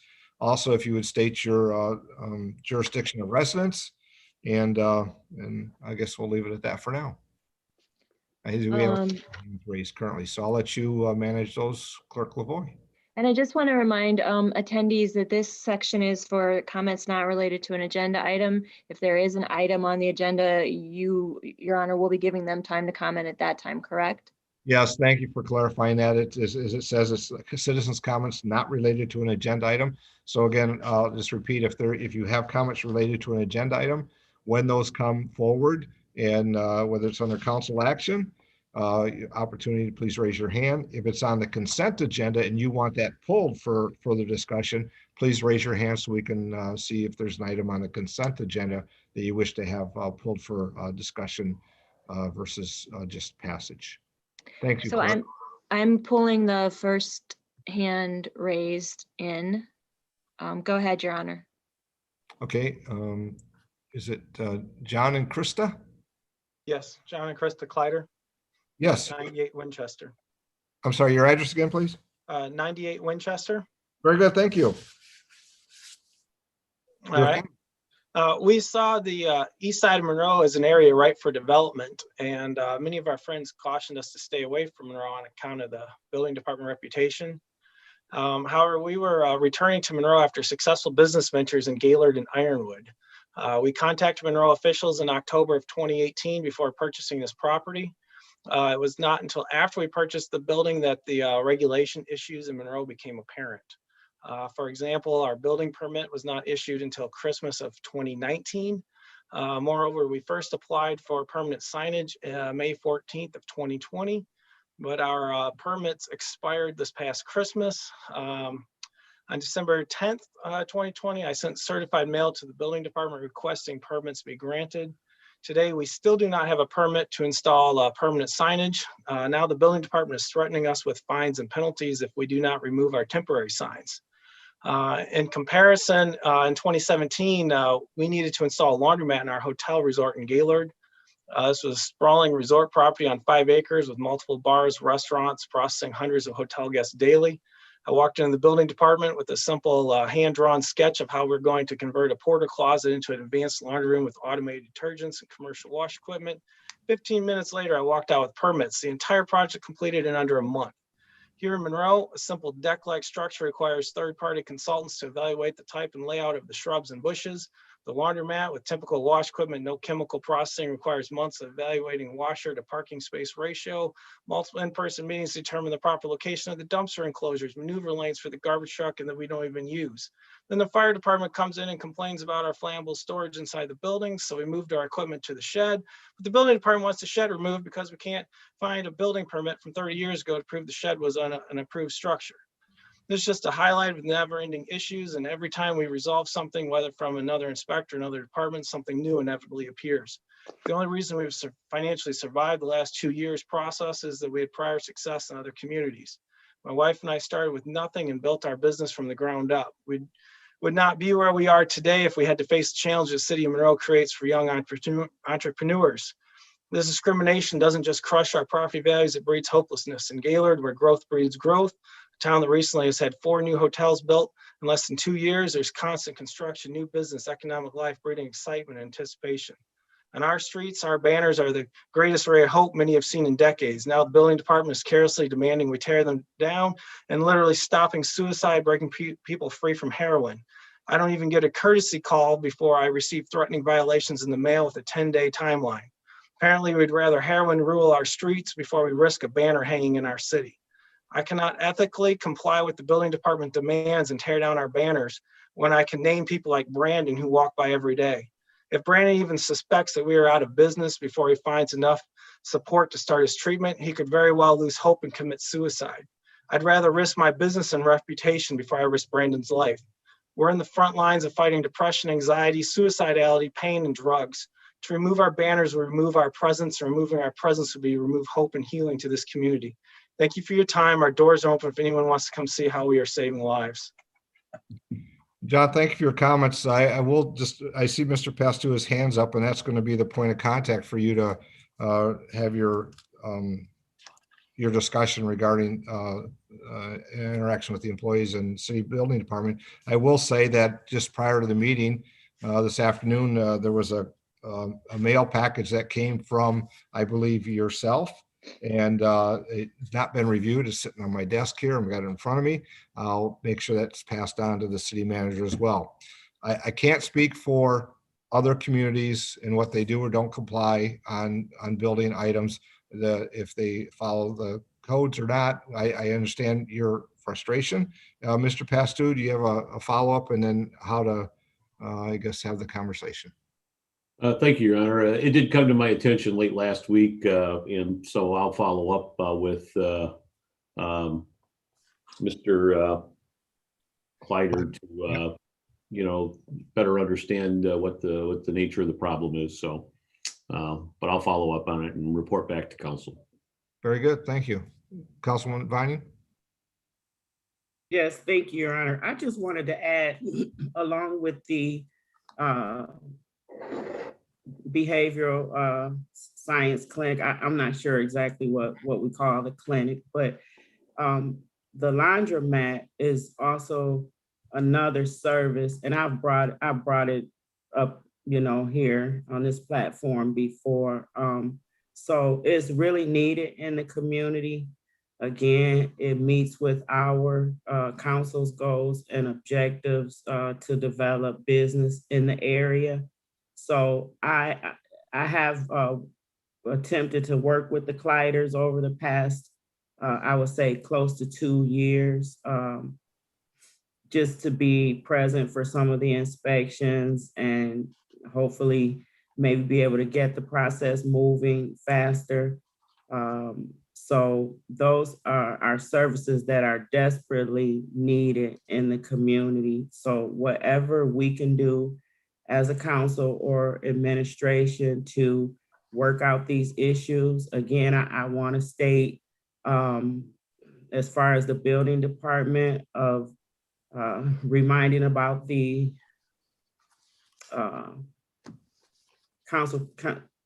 the consultants that we had come in to discuss how we could improve on the customer service aspect.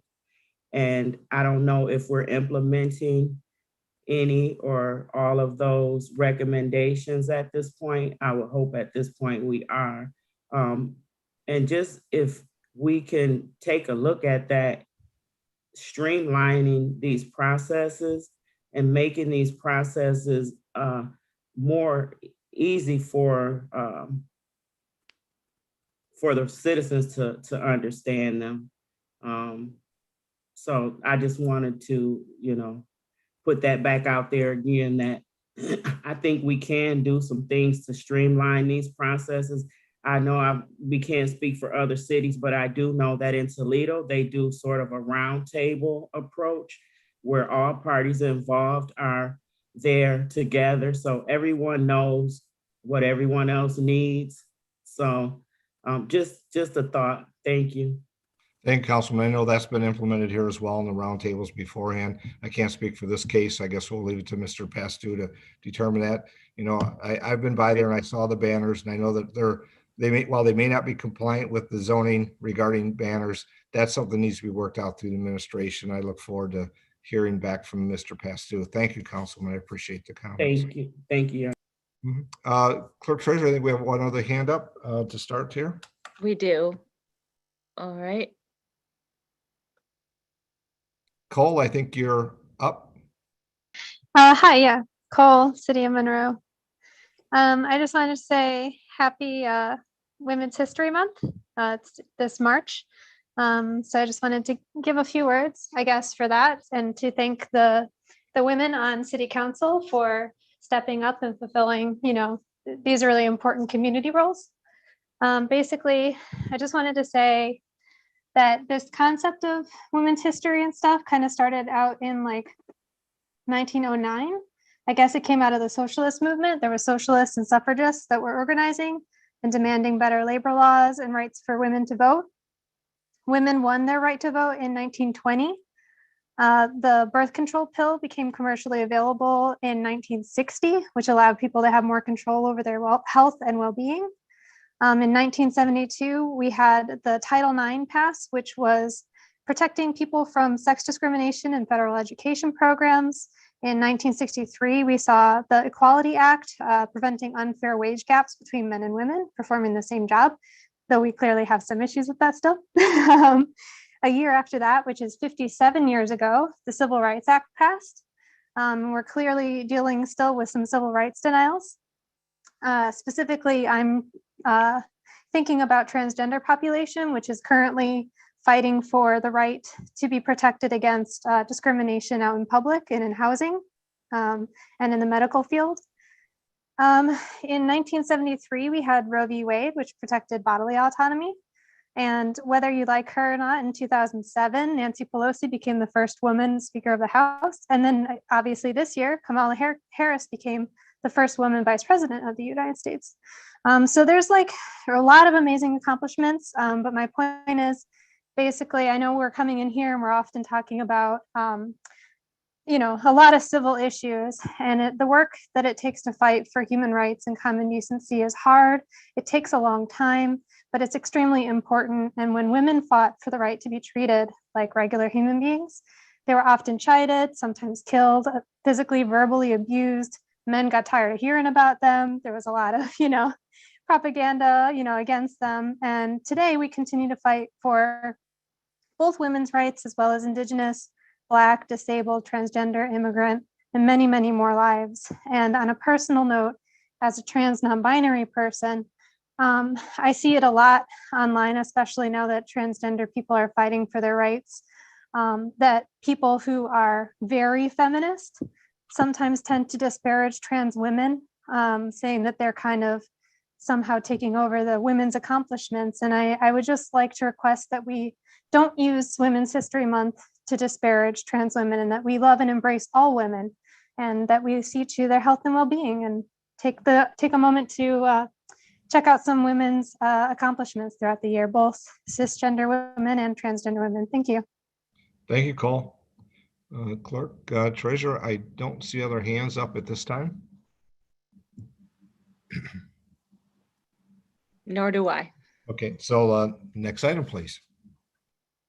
The next item is the first item under council action. It is item 3051, proposed ordinance 21-001, amendment to chapter 127 retirement system, ordinance of the code of the city of Monroe, up for its first reading and recommending the second reading and public hearing be set for March 15th, 2021.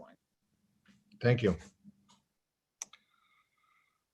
I don't think an introduction is necessary. We've had a conversation at work session and it's here to set the public hearing. Your Honor, I'll make a motion that the council conduct the first reading of ordinance 21-001 to amend chapter 127, City of Monroe Retirement System Ordinance, and schedule a public hearing for March 15, 2021 at 7:30 p.m. Second. Motion by Councilman McElhaney, supported by Councilman Moore on item 3051, proposed ordinance 21-001, and the public hearing be set as stated regarding this proposed ordinance. No further comments. Clerk, please call the roll. Councilperson Vining, Yes. Germaini, Yes. Lamore, Yes. Felder, Yes. Whitman, Yes. Echoangeli, Yes. Mayor Clark. Yes. All right, I'll go ahead and conduct the first reading. Ordinance 21-001, Chapter 127 Retirement System Ordinance, an ordinance to amend Chapter 127 Retirement System Ordinance of the Code of the City of Monroe. Thank you. The next item is item 3014, Central Fire Station Demolition Bid Award. Mr. Pastor, I don't know if there's introduction. I know that there's a couple of facts of this, maybe. If not you, Mr. Cochran. I'll take it, Your Honor. Last Monday, the bid opening was held for the demolition of the Central Fire Station on Scott Street. Total of 6 bids were received. The low bid was with Thomas Trucking, based here in Monroe. Salmon Trucking and Excavating was the next lowest at $65,000, only a $2,000 spread. Given the experience with Thomas, initially we were somewhat concerned regarding the environmental, plus having done a project of this nature, we had some initial concerns with it. I think after we met with the owner and discussed the project, Mr. Lewis and our engineering tech, Mr. Toby Worrell was, we were comfortable with it. But again, we know with Silent Bean, who we worked with, certainly their capability, marginal difference being $2,000. So we left it open-ended and would be comfortable either way with council making a determination as to who to award this to. Thomas is aware of our feelings on it and how we'll present this as well. And just as an aside with that, the funding for this is still some remaining proceeds that we had from the bond issue for the fire station number 1. Patrick, I'm not sure if there's anything you need to add, is there? No, Mr. Pastu, I think you handled it quite well. I agree with your discussion points. Thank you. I'll see if there's other comments from council, but Brian, Councilman Lamore, you had your hand up first, and then Your Honor, I was just going to make a motion. Okay, if you'd hold that for a second, Councilman Michelangelo, was your question or just the same moving forward? No, my question, Your Honor, thank you, was to Mr. Lewis, based on your, just want to reiterate what Mr. Pastu said, based on your review of both companies, you're comfortable that Thomas Trucking can do the job? We don't have anything to indicate that they couldn't. The only problem that we saw and why we brought them in to interview them is just that they had glowing reviews from all their previous clients. They were just recently awarded a job with Van Buren Public Schools to tear down a CTE building. So that'd be like a vocational building. So it's similar type things with bays, like an auto shop. The only thing that we did, there weren't any references that were a multi-story commercial building like this. The hazardous materials are pretty similar. There's nothing really abnormal about the fire station that would be problematic. The reason it's not an unequivocal recommendation to award is just we can't totally vouch for the entire scope of services, but we don't have any reason to believe that they're problematic. It's sort of a chicken egg argument. How do you get experience if you don't get awarded a job like this first? Other than that, I think we're comfortable with it. We're comfortable giving them a shot, but obviously Salem bean is a known quantity, and this is well within their wheelhouse. So we're free to award the bid in the best interest of the city. We're comfortable with either one. Both local and both providing prevailing wages. That's correct. It was bid with prevailing wages, and both bidders indicated that they can meet that requirement. Okay, thank you. That's all I have. Your Honor. Or if you could hold your motion for a second, I just want to make a comment as well. I think, I think you said there's opportunities that present themselves, and Thomas Trucking, while I think that was vetted through the administration, and they had favorable reports back on the work they've done. And like you say, how did they progress forward? So they're in Monroe, and that's not to say anything poor against Albion. They have done great work and continue to do great work for us, and I'm sure we'll have work in the future as well.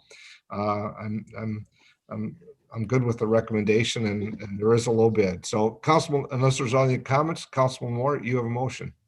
Yes, sir.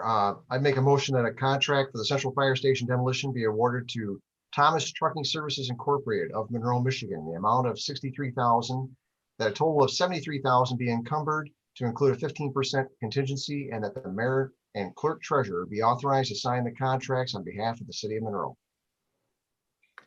Second. Motion by Councilwoman Moore, supported by Councilwoman Germaini. Item 3014, the Central Fire Station demolition bid award as stated. No further comments. Clerk, please call the roll. Councilperson Binding, Yes. Germaini, Yes. Lamore, Yes. Felder, Yes. Whitman, Yes. Michaelangeli, Yes. Mayor Clark. Yes. Clerk, and then next item, please. The next item is item 3013, 2021 Concrete Paving Program Bid Award. Thank you. Mr. Pastu, any comments? If not, Unless council has anything, I think it's pretty straightforward. Got very good bids under the engineer's estimate, and certainly appreciate the work of the engineering department and staff in getting these out in a very timely manner. So we got good competitive bids for work that could start here early in the spring. So Patrick, anything else you want to add with it? No, sir. Just once again, I want to thank the voters for approving the street millage, because we were able to knock out some well-needed projects here, and we're gonna do our best to get you the best pricing we can by working hard to get them out as early as possible. So I appreciate the council giving me direction and the authority to plunge on ahead.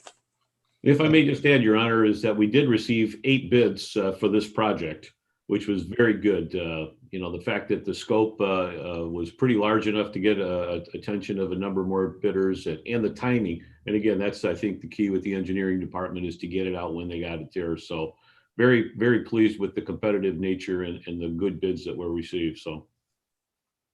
thank you. Councilman Michaelangeli, is that a motion or a comment? Motion, Your Honor. Please move forward. I'll make a motion that we approve the 2021 concrete paving program with a 10% contingency, and that the mayor and city clerk be authorized to execute the contract. And that the director of finance make the necessary budget amendments and allocate the funds from the upcoming bond issue. Second.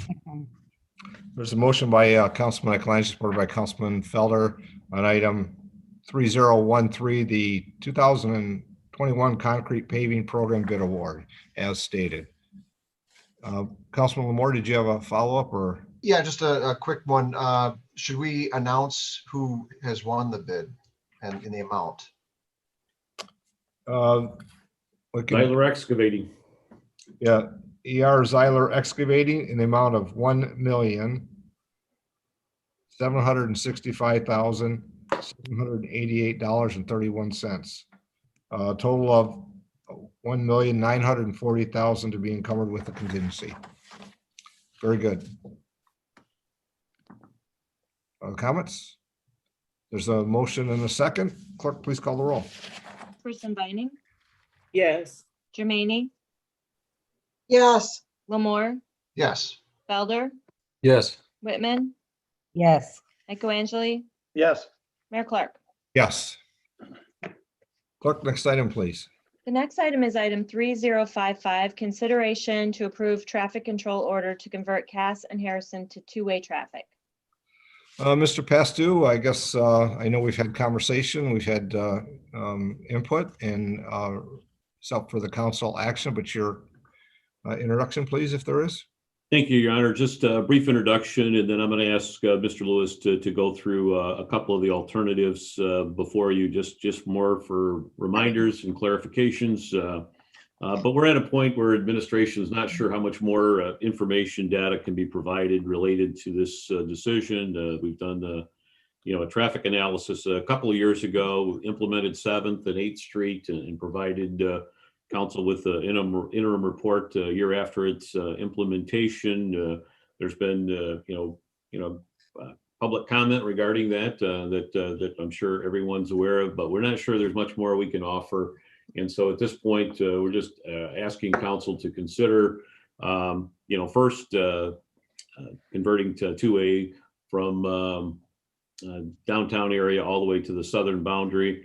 And then if that doesn't have any legs, then to consider from 4th into north to the downtown area as well. So if I could just have Mr. Lewis briefly go through, what that means. Again, there's a couple of little things in there that particularly on the 4th Street, if you went that route, that would change some of the traffic control orders. So, Mr. Lewis.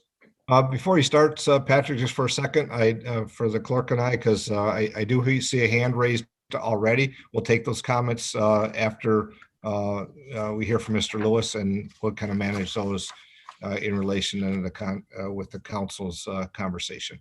Mr. Lewis, please. Okay, thank you, Your Honor. Again, Patrick Lewis, Director of Engineering and Public Services for the city. I'm going to put up a couple of different maps here, so I will share my screen. Telling me I can't share. Hold on. Here we go. Okay, so this was, I'm not going to go through all the rationale and the discussion points that we've had at previous work sessions in the interest of time here, although as before, I'm more than willing to answer any questions you may have. But this was the map that was presented before. And this shows, this was the original recommendation for the full conversion to two-way traffic from basically the city limit to, on Cass Street, it would be 1st, and on Harrison Street to 2nd Street. So this is the original map that you should have seen before. And I'll just, again, briefly show you what this is. So here's 8th Street at the south end. Cass is on your right, Harrison is on your left. The numbers there in kind of a teal color is the width between curb faces. Green is where parking is currently allowed and will remain. Red is where parking is not allowed and will remain not allowed. Yellow is the one block on Cass Street between 5th and 6th, where we had proposed that parking be removed from the east side. And then scrolling farther north of 4th Street, we start to get into some special regulations on those streets, and that would be a residential parking district on Cass Street from 4th to 2nd, which limits anyone other than a resident for 2-hour parking only. And then north of 2nd Street, we basically get into 2-hour parking in general, where it's everyone and there's no resident permit. at the very north end, we have 2 blocks that we have to have remain as one way because of the geometry that we're dealing with at First and Front.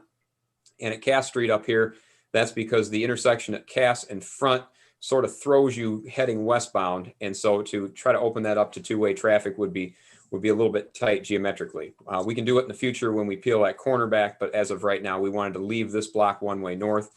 Likewise, at Harrison Street between 2nd and 1st, we have a turning radius problem here where we think people, if they were to be going northwards on Harrison, potentially could get clipped by those turning left from Front onto Harrison. So the transition point with the original proposal would be here at 2nd Street and Harrison, and then at 1st Street and Cass. So that's the original proposal. One thing to note that we did at the first work session where this was discussed, we did talk about barricading the south end of Cass and the south end of the alley at the city limit. My understanding is that council does not wish to pursue that any further under any circumstances at this point. So we did not include that in either recommendation. So I'm going to stop sharing that one. I don't know if Mr. Pastu would like me to stop there, or would you like me to go over the high? I think go to the next one as well, just to. Okay, I can easily do that. I have to open it first, I guess.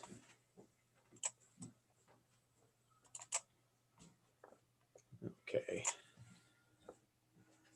And hold on, sorry about that. Not sure why it is not letting me do this. I had some trouble last week too, Patrick, with the screen sharing. It's like I backed out of it. There it is. Okay. I had to close out the first one. Okay.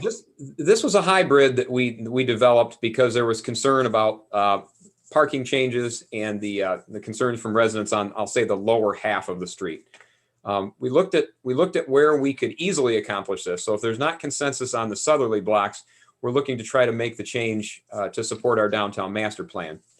So the logical transition point, because of where the road widths change, would be 4th Street. And the main reason we're not looking at 3rd Street is because we really would prefer not to have that transition occur at a major street, which is what 3rd is. We'd rather transition that at a local street.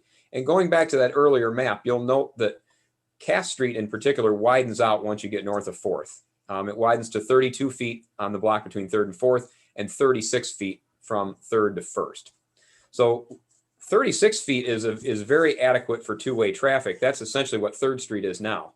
So if you can handle 2-way traffic on 3rd Street, you can certainly handle it on Cass. And the same thing would be true with Harrison from 3rd, the rest of the way up to Front Street. Harrison is tighter between 4th and 3rd, but it only has parking on one side.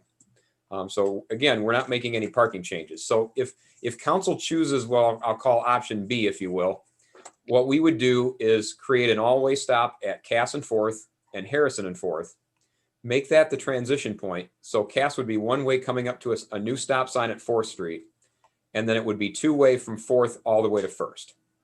And so the rest of the stop control would be the same. There'd be a stop at 3rd, no stop at 2nd, and then a stop at 1st. Harrison Street would be the same for that northerly block. As I mentioned, that first block between 1st and 2nd has to remain as one-way south because of the geometry here at front and 1st. And then it would be 2-way between 2nd and 4th Street. Again, with a 4-way stop at this point. Just again, we like where we have a 1-way that terminates into a 2-way. We do like to have an all-way stop at the cross street just to avoid confusion of anyone. So that would be the alternate plan. So what you've got in front of you that you could act upon, and I can put them on the screen if you want, but they were in your packet. And those would be traffic controllers that would effectuate either one of these sets of alternatives. And obviously if so there's essentially Cass 1 and Cass 2, if you will, Harrison 1 and Harrison 2, and then a 4th Street traffic controller that would really only be effective if we were to do the partial transition, and then a traffic controller for 2nd Street that would be effective in either case, because either way, that would be the transition point. So I think I'll leave it there for now. I've got other exhibits from before if you want to go back through any of the discussion points we had at the earlier work sessions, but I think that essentially covers the 2 different alternatives we're looking at tonight. Thank you, Patrick. I think in the fact sheet, there's proposed motion of starting as a consideration of, as was presented and discussed about the transition throughout the both Cass and Harrison from one end to the other, minus the right in the downtown for this remaining 1 block of one way. That's the first as it's presented on the proposed motions as administration move forward. And of course, the second option you said. So I think at this time, I see there's one hand raised, and there may be other comments as council. I provide an opportunity for, since this is a council action decision of some action today, we'll take those comments and then move forward with it, see if there's any questions from council for discussion items or for administration. So clerk treasurer, I see there's one person. Yes, so I've moved Tammy in and I've asked. Okay, before we start, and as you, before you speak with Tammy, mindful again of the rules of the chamber. If you have a comment or to present on this item, I see there's another hand up as well. Please be mindful of the 3 minutes, and I would say please start. Tammy. Hi, thank you for the opportunity tonight to speak with you. I would like to let you know that I have started talking to residents about this conversion way back in the summer of 2018. So I've went door to door and spoke with many people. And I've put 2 petitions together, one which was lost at City Council or with Mr. Lewis, and the second one, which has 232 signatures, I believe at this time. That will be available for you at any time if you guys would like it. Everything is against the conversion because of the, people feel that it is not safe for them to have their cars parked there and have traffic going 2 ways. Down this way, after 4th Street, it's only 26 feet. So if you park a vehicle, and you have to park a vehicle because there are 58 driveways or 58 homes and only, I believe it's 13 driveways, there's no way you cannot park on the street. So there are going to be cars parked on those streets. So that leaves you very little room to have 2-way traffic. And I just want to say that, we started a petition. A petition is a concerted activity when you're not being heard, when your voice isn't being heard. We have councilmen for precinct 1 and precinct 2. Please listen to our voices. This petition is saying this is what we want. We do not want the conversion. And to consider 7th and 8th a success would be to speak with the people on 7th and 8th Street. They're telling me that their mirrors are getting hit on their cars, that they don't feel safe, they don't like it. You should be pleasing the residents of Monroe County and making them feel safe. That is the goal of Monroe County. Monroe is a small city. It's a walkable city. It's a historic city. It's not about trying to find the most traffic through the neighborhoods. It's crazy what you're doing here. And I hope that you will just listen to the people in these neighborhoods. And we love our neighborhoods and we love our city, and we just want to feel safe and have these be walkable small town neighborhoods with mature trees that aren't being chopped down. That's all we're asking for. Thank you. Thank you, Tammy. There was a other hand. I don't see it currently. Clerk Lavoie, do you? I do not. And if I may, Your Honor, I would just submit that if someone has something that they want to submit to the City Council and they can't do it tonight, obviously we're not face to face, that if they bring it to the clerk treasurer's office, the clerk's office will stamp it in. We'll date stamp it in and we'll make copies and then we'll forward it. So I just wanted to put that out there. Thank you. I see there's another hand raised. There is. And then I'll get to Councilman. Okay. Mary, your opportunity, just mindful of 3 minutes. Please start. She's muted. She was unmuted. Let's see. I'll ask again for her to unmute. Yeah, there it is. Yep. Mary? Mary should be able to speak. I've done all that I can on my end, Your Honor. Mary, we see you're unmuted, but you may need to check your side of things there with your computer or phone. I can continue to watch if you'd like me to. Sure. I'm gonna remove her from the queue and then maybe that'll allow it to reset.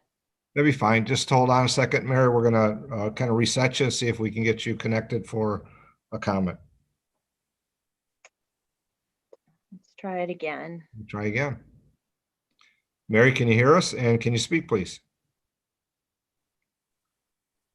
I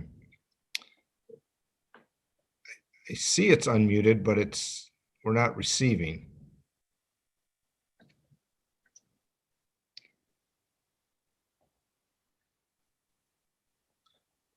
I'm going to say it's a connection.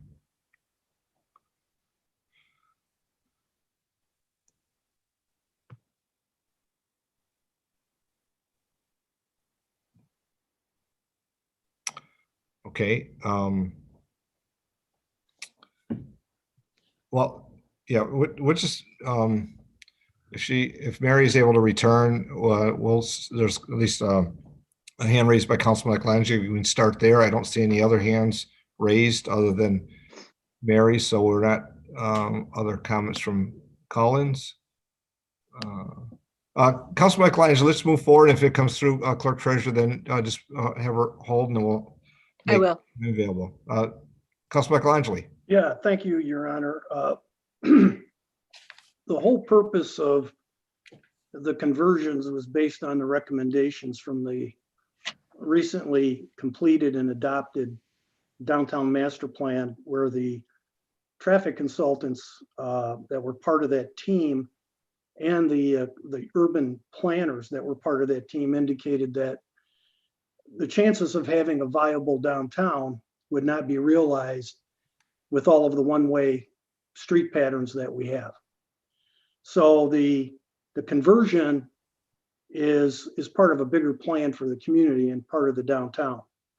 I appreciate the option 2 that the city administration is putting forward. And I've also recognized the amount of resident concern that we've had regarding the conversion on Cass and Harrison. I do believe that the conversion on 7th and 8th Street has been a success. It was borne out by the evaluation that was done 1 year after its implementation. However, I think at this time, Your Honor, just to get this moving and get it off the table, I would make a motion that the council consider the two-way conversion, the option 2, converting Cass and Harrison Street to two-way, starting at 4th to the downtown. I make that motion because it still accomplishes what we wanted to do relative to further implementation of our downtown master plan.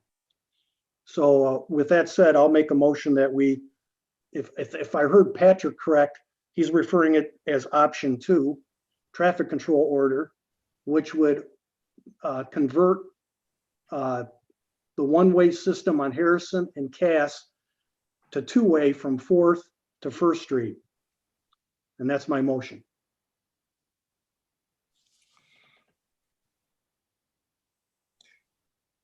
There's a motion on the table from Councilman Michelangelo. I just heard a second from Councilwoman Whitman. So is there any question from the council regarding which motion is being made from the options that were presented? I also wanted to make sure the council has an opportunity if there's any comments they have regarding this motion. Councilman Feller, you had your hand up, or you, please go. I did,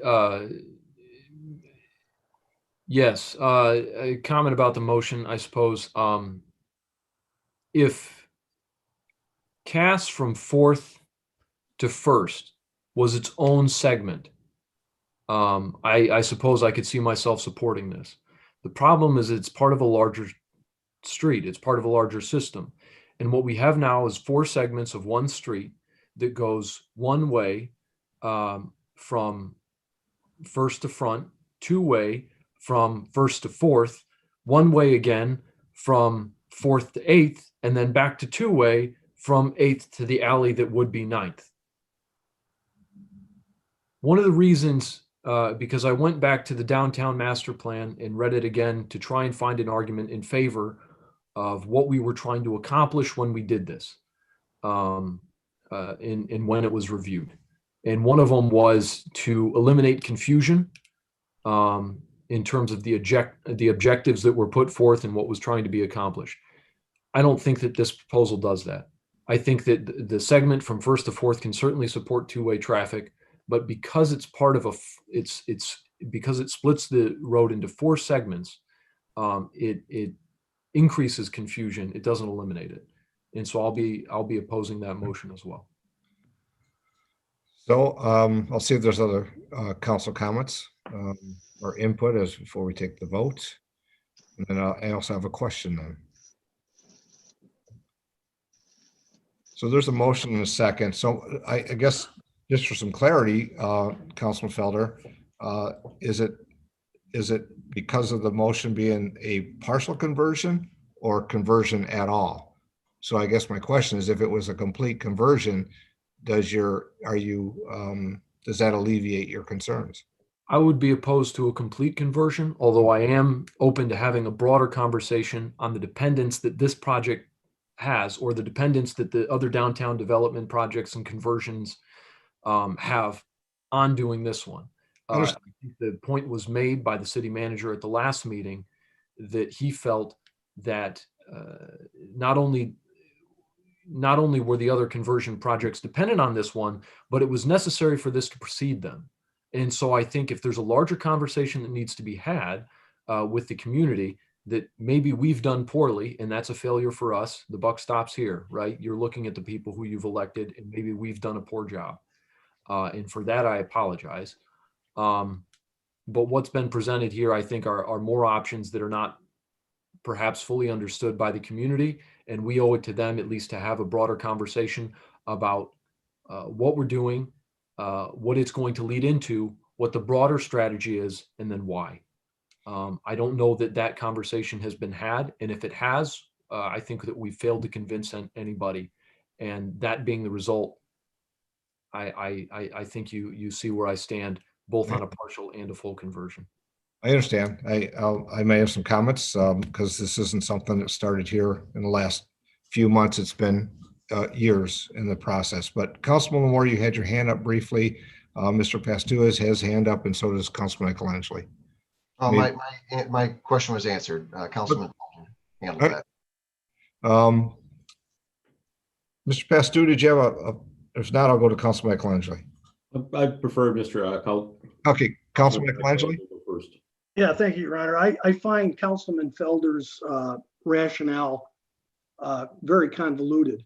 At the last meeting that we talked about the conversion, he stated that he believed in the ideology of the conversion, but couldn't support it because the residents were not in favor of it.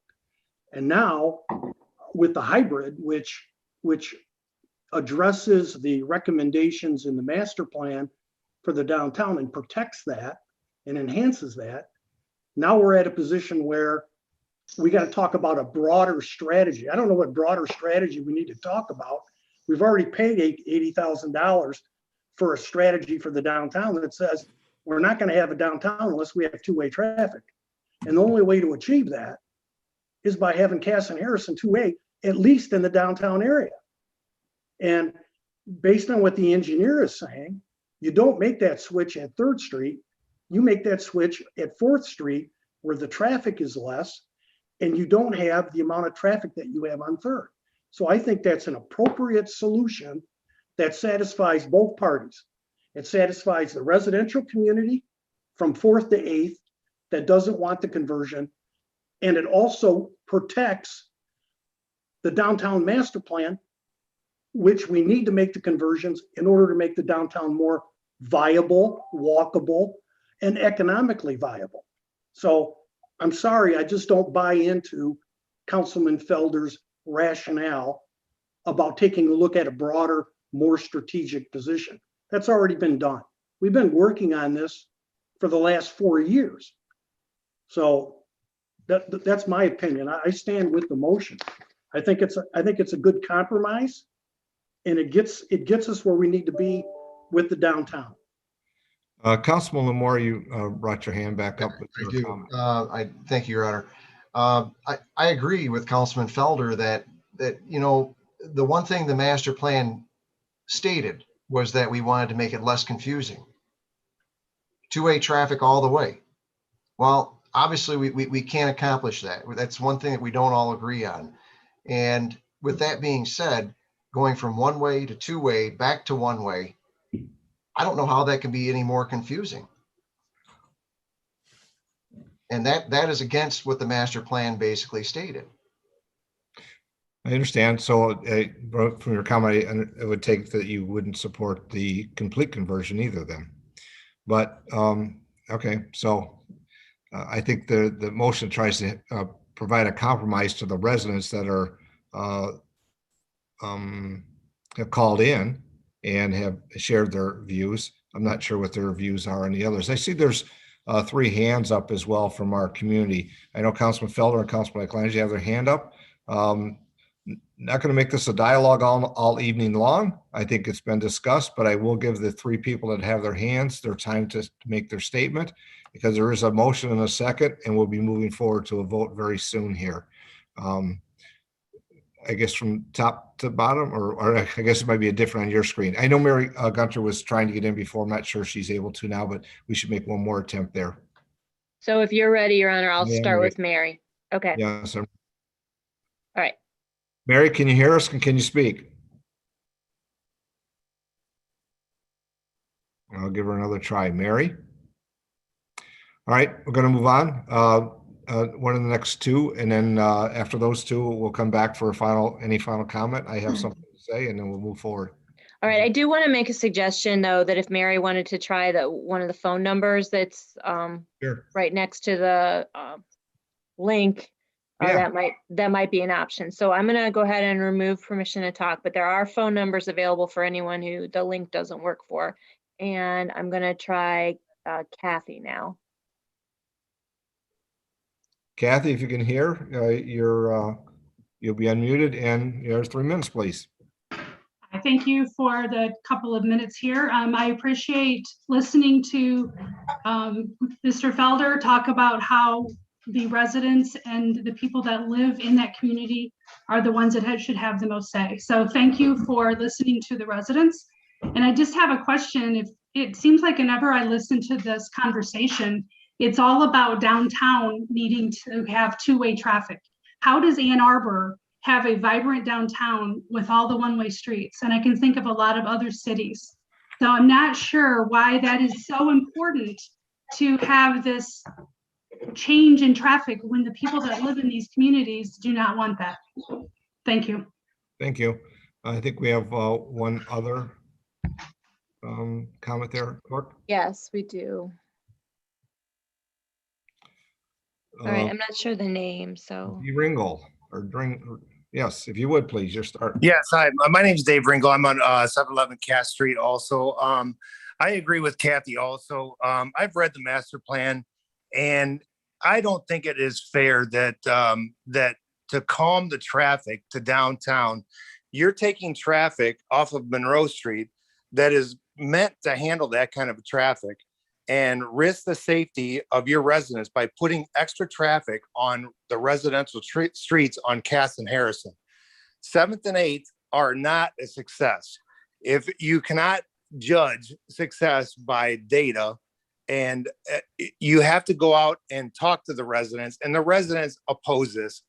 The residents have put up signs for 3 years now. I mean, this started back in 2018. I don't even know why we're even having a conversation about this.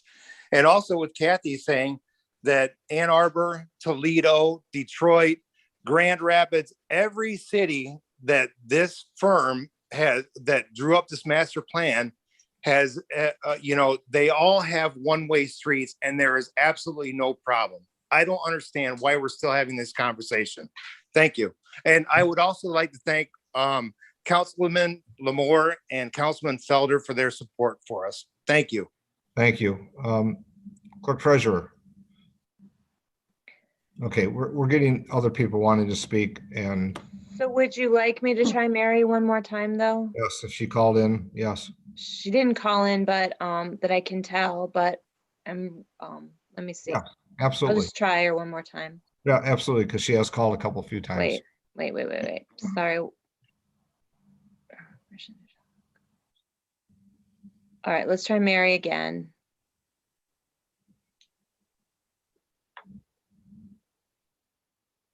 I don't I see. can't, I can't, for some reason now I can't even move her in. So I don't know what's going on Well, there. I'll say this because Mary, I appreciate she has called in and provided her view. I know it's in opposition, so I don't think I'm misstating. I don't want to speak for Mary, but I from her previous contacts with council, I would think if there was something different, maybe she would have sent some things in. So we'll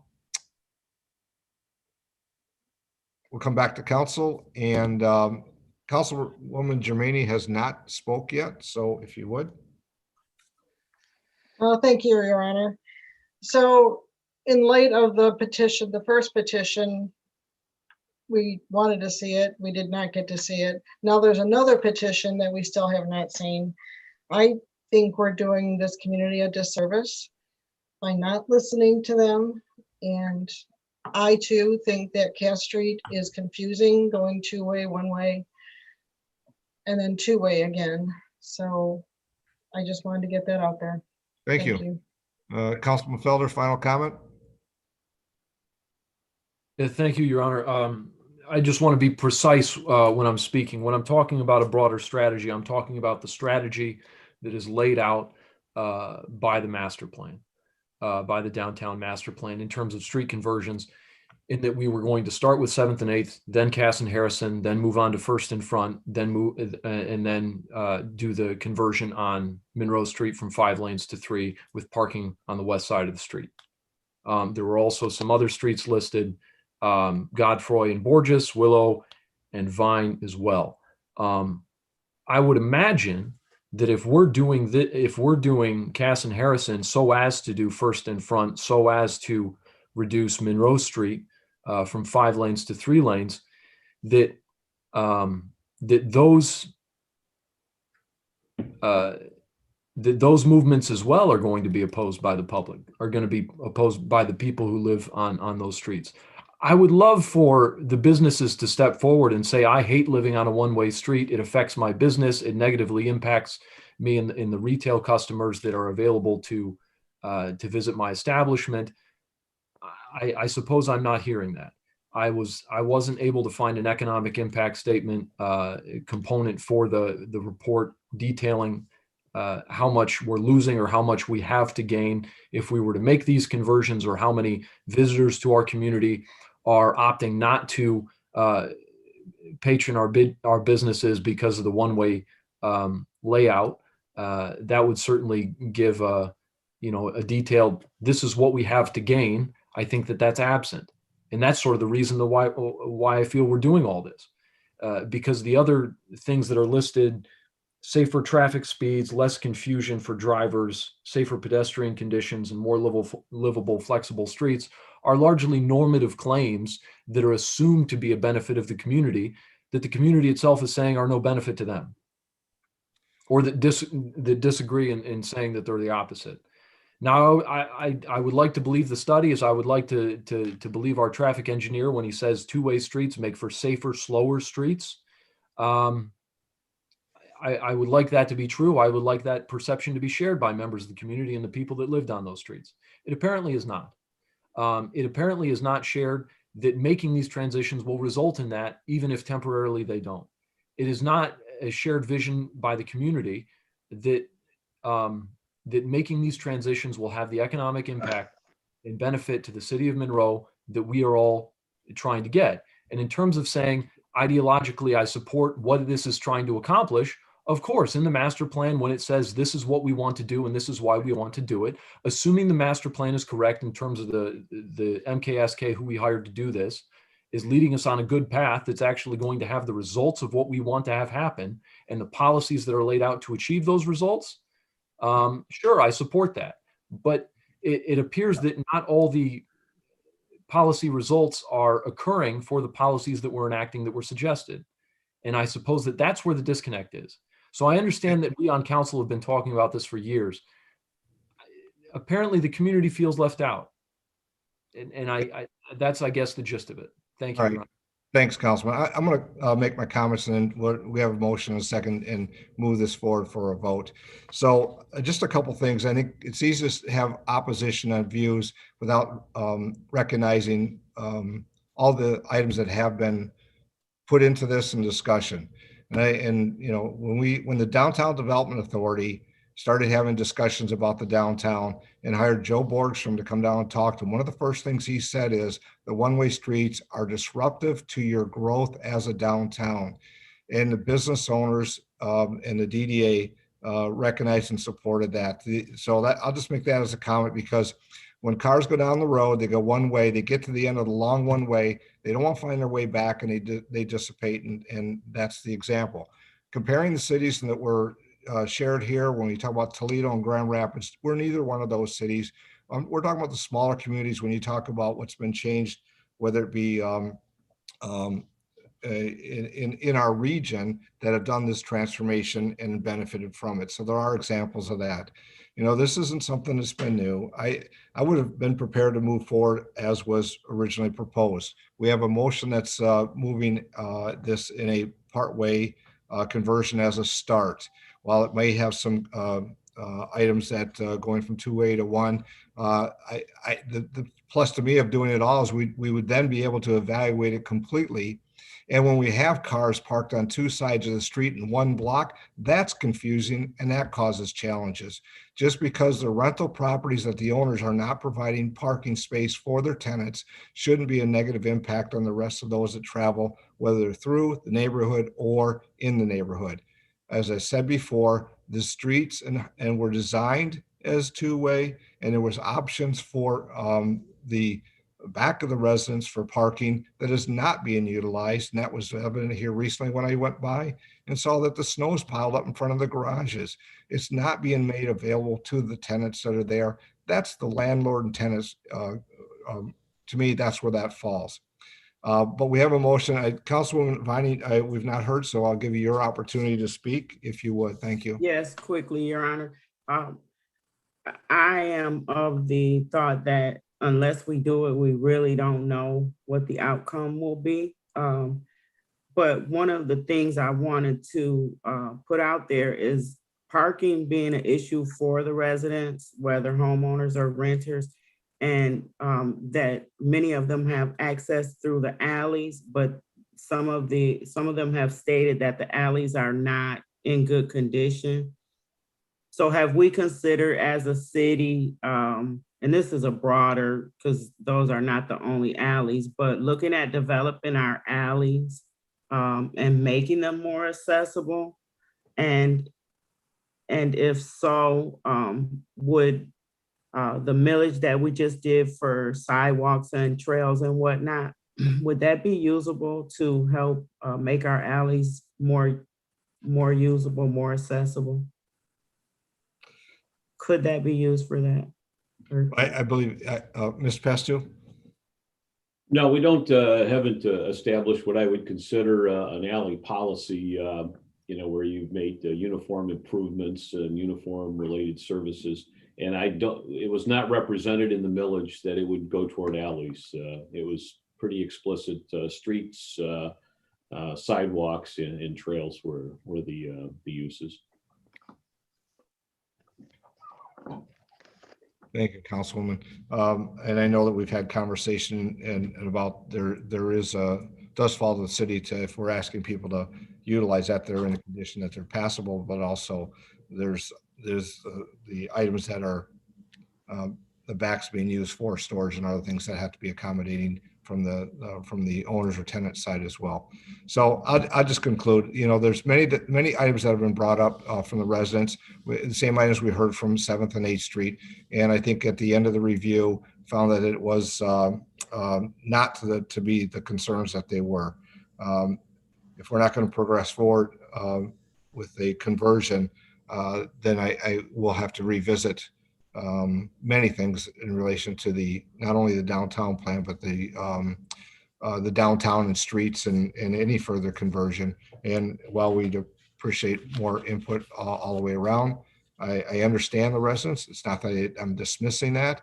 I understand what the concerns are, but it's been said through the information about safety and a variety of things and what the conversions will accommodate, just as it's accommodated elsewhere. So we have a motion and a second. Clerk, if you could review the motion for us, and then we can take a vote here.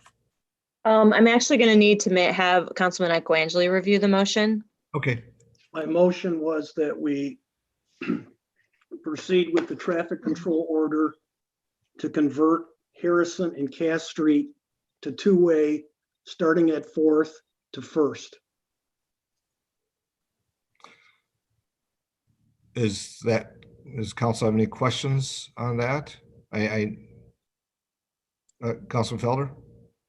I have a clarifying question on the motion, sir. Sure, absolutely. I believe that the proposal was to transition Cass from two-way from 4th to 1st, but Harrison from 4th to 2nd. Yeah, that's correct.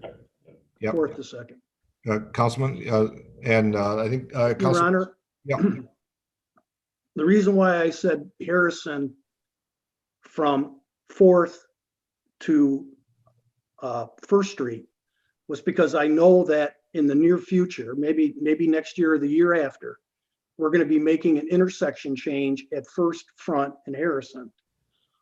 I want the traffic control order to already state that we approve the conversion up to 1st. However, we don't have to implement it until that intersection is changed. So we don't have to go back through this conversation on one block. I understand. Councilman Felder, is that? Yeah, that's if that's the motion he wants to make, that's fine. Okay. Councilwoman Whitman, you were the second on the motion. Does that is any questions or clarity, or your motion, your support still stands? No, I am satisfied with the motion. Okay, there's a motion and a second. And I'll just ask council if there's any clarification needed. Seeing none. Clerk, please call the roll. Councilperson Vining, Yes. Jermaine, No. Lamore, No. Felder, No. Whitman, Yes. Echoangeli, Yes. Mayor Clark. Yes. We have 4 yeses and 3 nos. I'll look to Mr. Buds. The type of traffic control order and a vote. I know majority carries many votes, but sometimes some certain items within a council action requires a super majority of 5.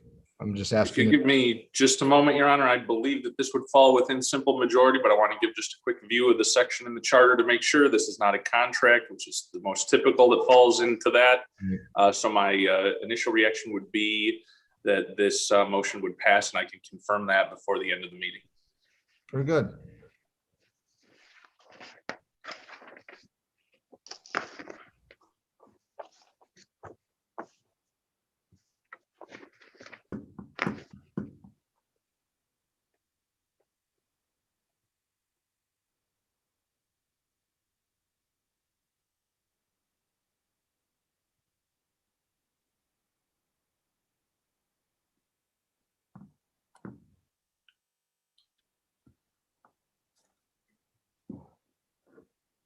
Your Honor, if I may. Yes, please do, Mr. Buds. The section of the charter deals with the creation or abolishment of offices, taxes or assessments imposed, contracts and franchises approved or granted, or the vacating of public grounds, or any sale of real estate for public use with a 2/3 vote. I do not believe this falls under any of those conditions, and therefore a majority vote would carry the matter. Thank you. With that, clerk, next item, please. The next item is the consent agenda, and for approval of payments to vendors, item B, the amount should read $398,902.97, 398,902.97. Thank you. Before we make a comment on the consent agenda, I know there were some hands were raised during the call for the vote. There is a public comment time at the end of the meeting as well. Are there any items on the consent agenda that council wishes to have pulled for further discussion? Any items from council?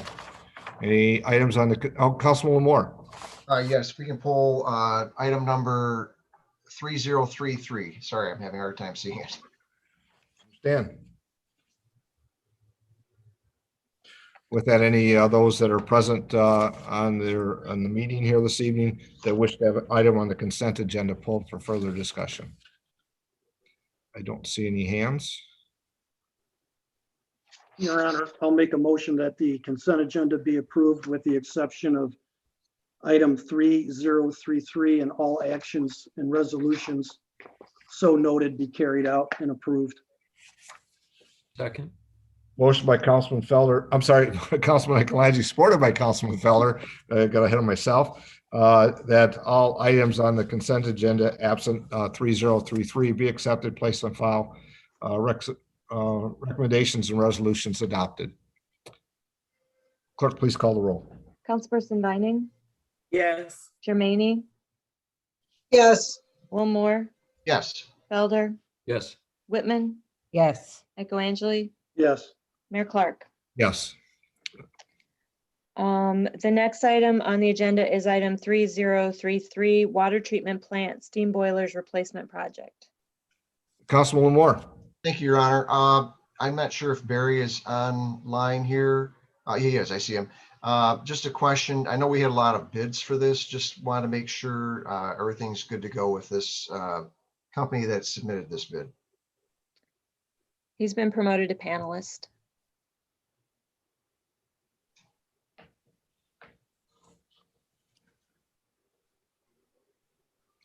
Mr. Willoy. Could you repeat the question? I just joined. Not necessarily a question, Barry, just basically wanted to make sure, I saw that there were a lot of bids for this project. Am I correct in saying that? Yes, there was 6 received. Yeah, and I just wanted to make sure we got the best person available to do this, because this is pretty critical stuff, and I want to make sure it's what you would approve of. Right. When we, the bidder, all the references we talked to, they do a lot of schools, Wayne State, schools up in Van Buren, et cetera. They're very confident in this contractor. The company's relatively new, but it's made up of 2 owners that have 40+ years experience they don't have a lot of overhead. And as far as we went through the scope, we're confident that they can complete the work. Thank you.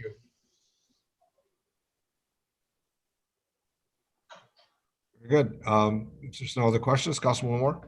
Yes, to make a motion to approve the bid from Mechanical System Services and that a purchase order in the amount of $94,100 be awarded to Mechanical System Services for the water treatment plant steam boilers replacement project and a total amount of $94,100 be encumbered to include a 10% contingency as part of the fiscal year 2020-2021 CIP in accordance with the bid specifications, and authorize the finance director to make the necessary fund transfers from reserves to provide for the required funding with the recommended award.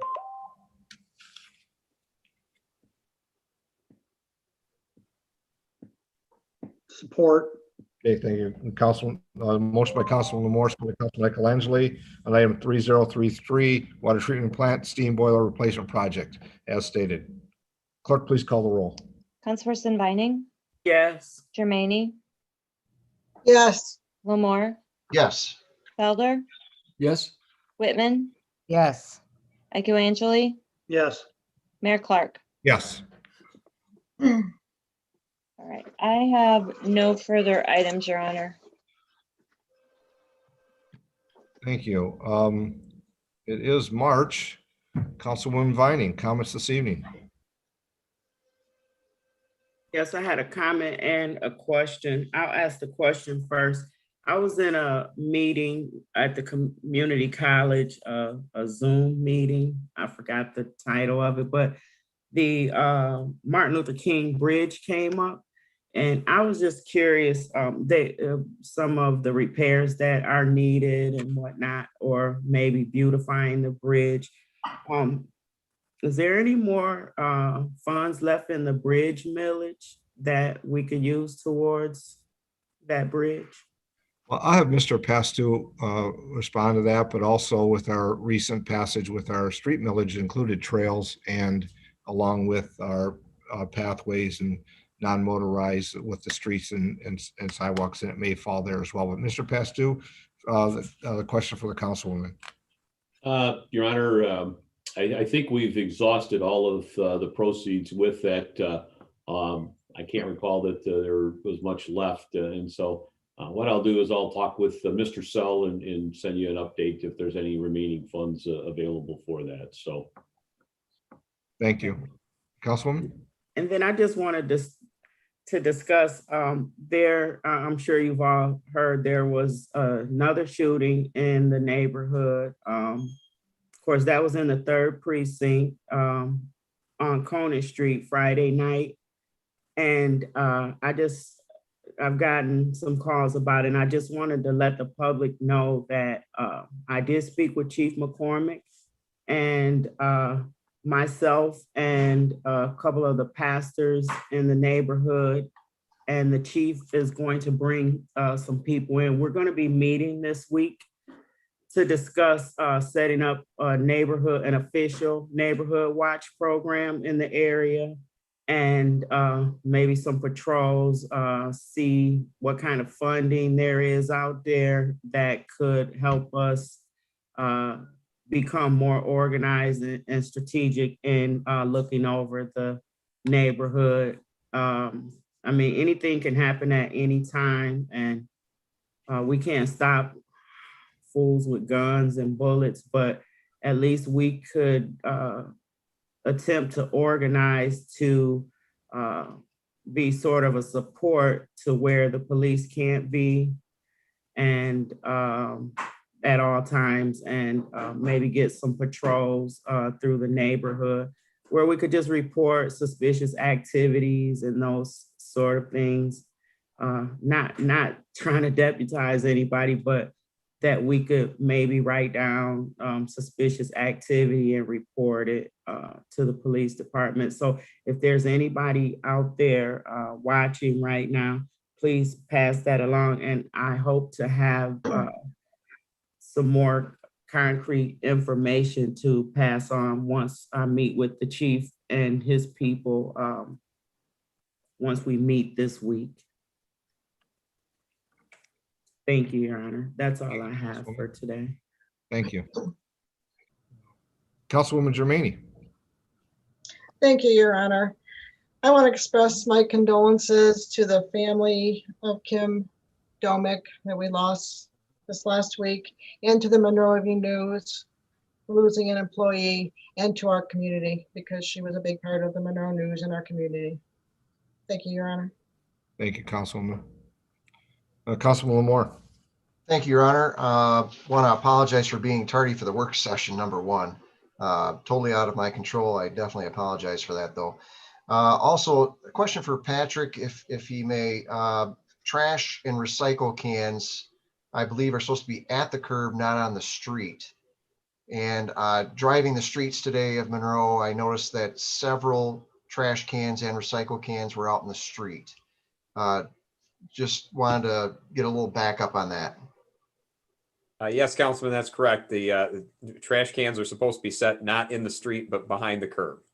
So I know some people, especially if they're on a street with dense parking, will sometimes put them in the street between parked cars. But that's actually one of the main reasons that we've struggled in past contracts to get to a fully automated system, because the difficulty with basically getting the truck arm all the way to the curb between parked cars. So yes, we asked residents, please put your trash containers behind the curb, because it does become a traffic hazard, and certainly in the wintertime it becomes a plowing hazard.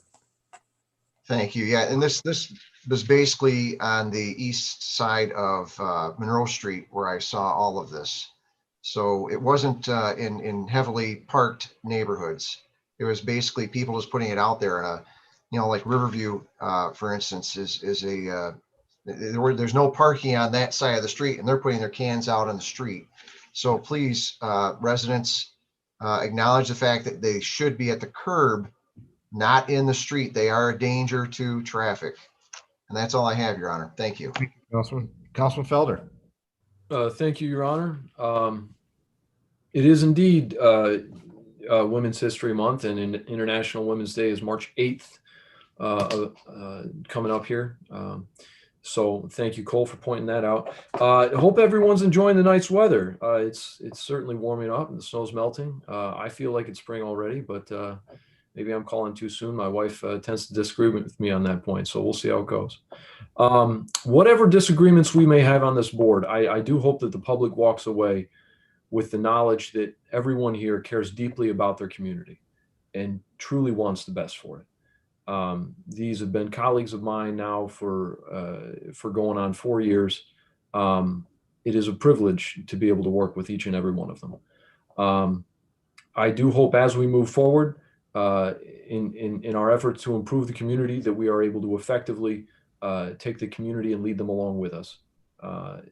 I see good things ahead. I hope that we are aimed towards that direction and that we can communicate that in an effective way to the public. Thank you, Your Honor. Thank you. Councilwoman Whitman. Yes, Your Honor. You know, it is difficult to try to make the right decision. Part of my decision about the two-way road is because that end of Cass and Harrison are so much wider and there are less residents.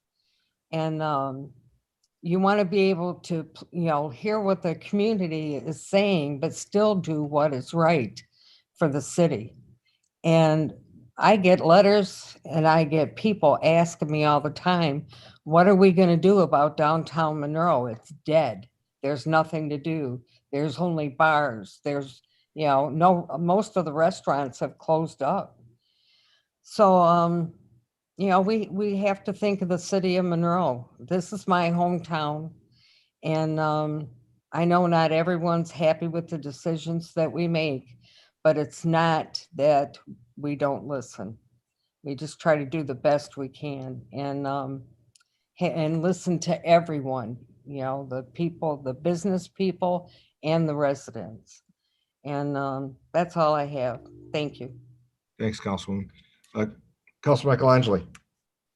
Yeah, thanks, Your Honor. I've been working in and around downtown Monroe on different master plans for almost 50 years now. I started when I was 19, when the county, the city, and the Chamber of Commerce brought Lawrence Halperin, who is a world-renowned landscape architect from San Francisco, into Monroe to prepare a downtown master plan for the community. And the best analogy, and I kind of agree with Paula, I get tired of hearing people tell me, and I get tired of reading it on Facebook, that we have a bad downtown, that why can't we have a downtown like Saline, Clinton, Tecumseh, Wyandotte, in Ann Arbor. And the only way that I explain this is I try to use a simple analogy. We've all watched Charlie Brown over the years. And how many times have we watched Lucy hold the football and tell Charlie Brown, I'm going to hold it so you can come over and kick it. And every time he goes to kick it, she pulls the football away. And that's what happens to every one of our downtown master plans. Every time this community gets to an apex where it's got to make a critical decision, are we going to move the downtown forward or not? The football is always pulled away and Charlie Brown always falls on his ass. And that's the truth. We've been doing it. I've been seeing it since I've been 19. And at some point in time, this community has got to say, if we want a downtown, a viable downtown, a walkable downtown, a downtown that has restaurants and stores rather than chiropractors and attorneys. And excuse me for always using the attorneys, but we certainly have enough of them downtown. We have to take certain actions that may not please everybody, but over a period of time will get us to where we need to be as a community. Now, when I started on council 8 years ago, the mayor and I and Kelly Vining are the last three that were there, made a critical decision a critical decision to close the ice arena. And we had 6 or 7 people tonight that have been vocal about Cass Street. We had the council chamber filled with hundreds of people telling us they didn't want that closed. And we closed it. Why? Because it made financial and fiscal sense to the community. That was a tough decision. We made a tough decision when we canceled the lease with ALCC, and we had the council chamber filled with people telling us not to do it. We did it. And now look at it, what's happened. We have the Opportunity Center. We have programming. We have people going down there. Council, at some point in the deliberations, councils have to make hard decisions that are based on the overall benefit of the community. Now, with that said, the one concern that has been very apparent with Cass Street and with Harrison, and I think this is occurring throughout town, is that many of the single-family homes on Cass Street have been converted to rental. Some of them have been turned into 2 and 3 family households. How you can get 3 families in some of those small houses, I have no idea. But the bottom line is that when somebody converts a single family home into 2 family, they are required by the city zoning ordinance to provide off-street parking. And that means providing parking in their alleys or in their garages. What's happened on Cass, what's happened on Harrison, and some other areas in the community, people are converting single family homes into rental without having to provide off-street parking. So then what happens? We don't have enough parking, so we have to put it on the street. And it just compounds the situation that we're in. So I'm asking, I would like to have this on a workshop agenda, because I'm curious to know how many houses on Cass Street, especially between 5th and 6th, that have been illegally converted without building permits into apartments that are now parking on the street. Because like the mayor, I drove down the alleys and I saw that the alleys are not being used, and the garages behind these rental properties are locked up and the tenants are not being able to use them. So I've got some concerns in terms of policy issues that I would like to get some answers on. Because if we don't start enforcing our zoning codes, we're going to exacerbate this problem that we have in town. So that I would like to be on a workshop, because that's a policy issue that council needs to explore in more detail.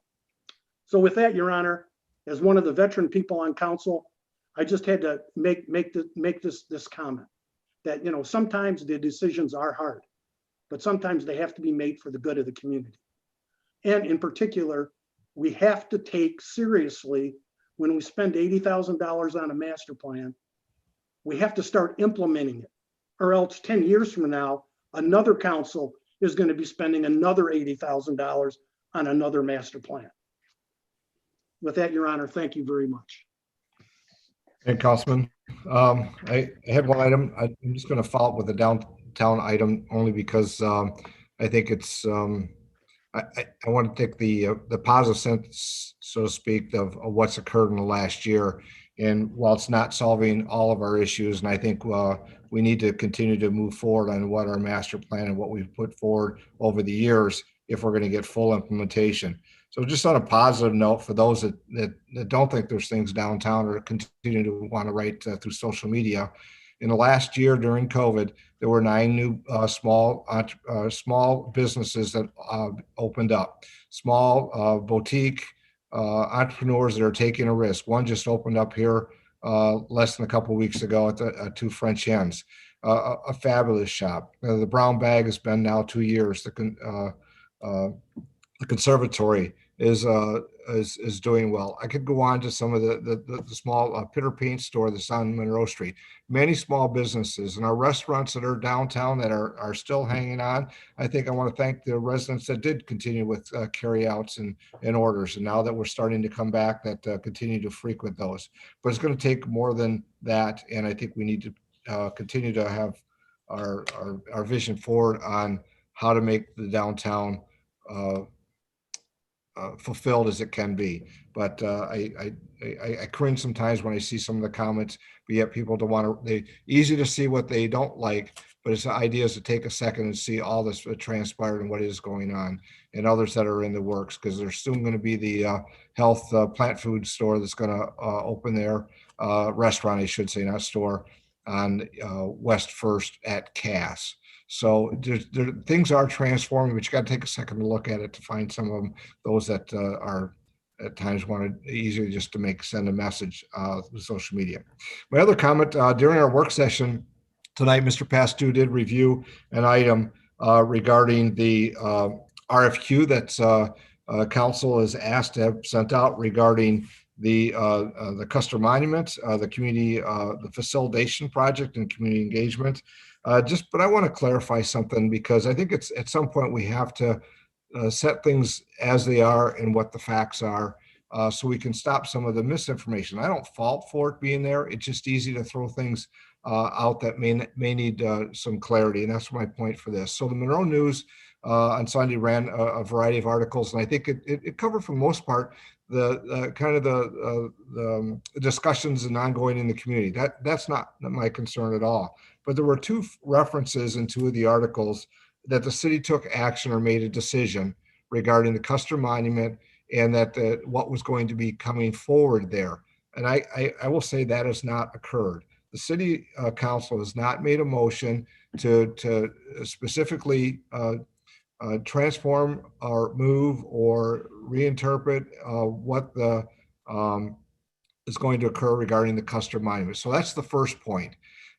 Council did agree that as one of a possible items for consideration is a more comprehensive review, understanding, and messaging. I think that was a consistent comment the council came up with.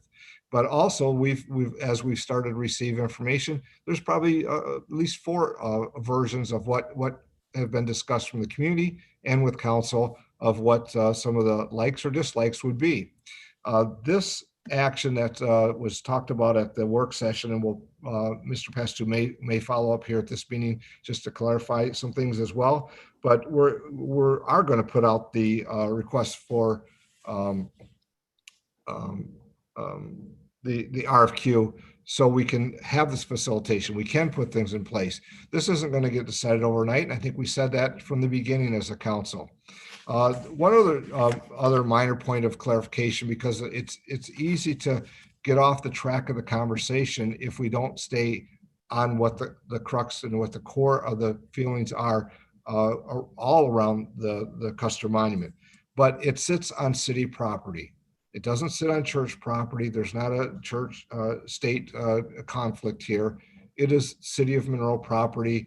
It was that when the monument was moved there in the 1950s and long before that. If we don't clarify things as they come up, then we can't get focused to the conversation. So I look forward to the RFQ going out. I know that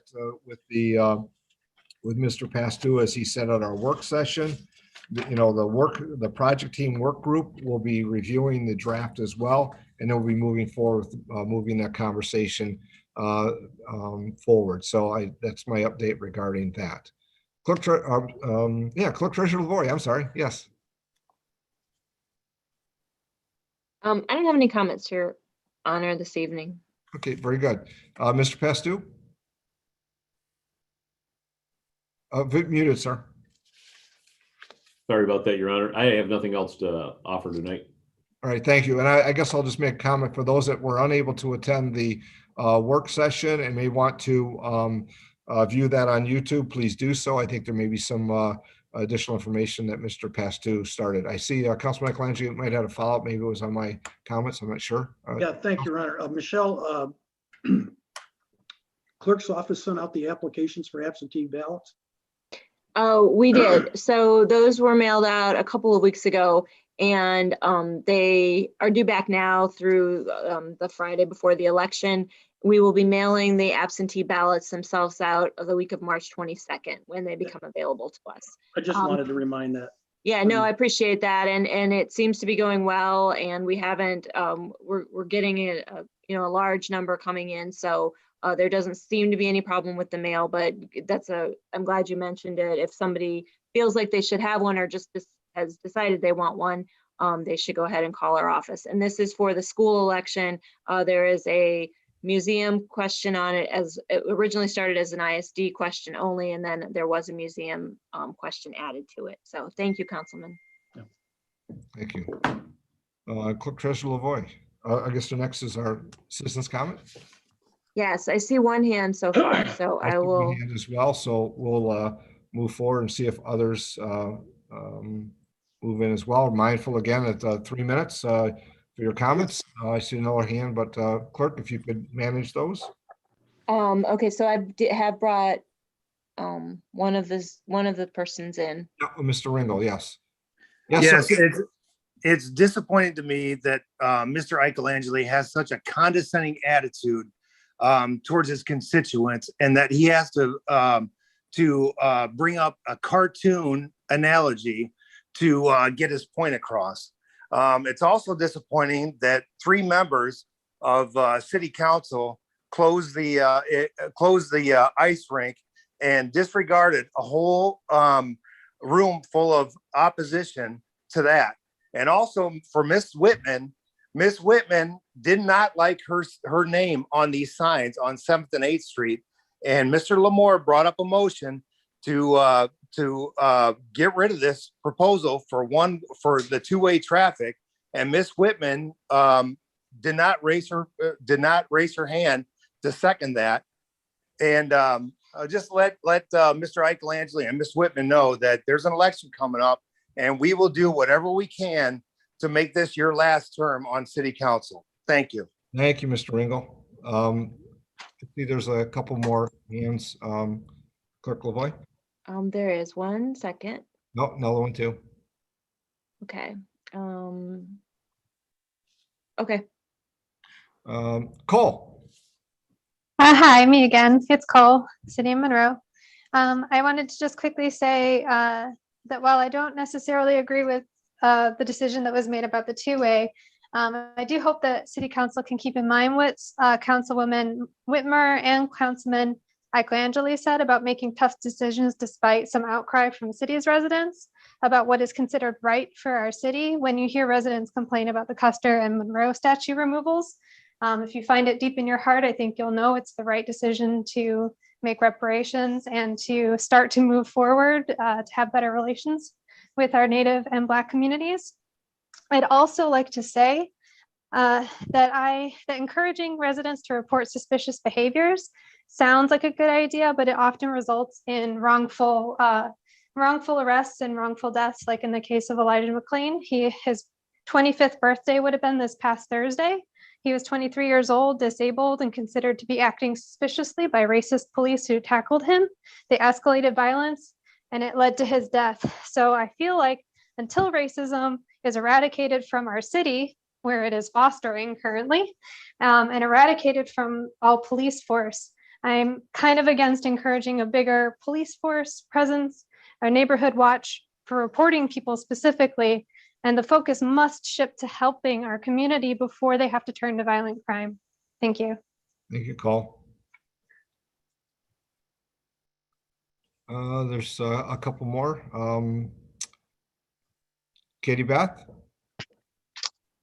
Hi, everyone. Katie Beth Davis, 15277 La Pleasance Road. First, I wanted to say, piggying back on the comments about downtown, and, I do want to mention another small business that is really putting Monroe on the map for our BIPOC population, which is TCF Threads, which is owned by Zay Turnage. And basically, if we want people to come downtown, what kind of people do we want to come downtown and enjoy it and be welcome there? Although the Custer statue does reside on city property, it is adjacent to St. Mary's Park, which is a park for children, and it is across the street from St. Mary's Church. So separation of church and state may be different, but it's across the street in these terms. So again, a man who has murdered women and children, you know, just isn't a good look for us coming into a time where we should be all coming together.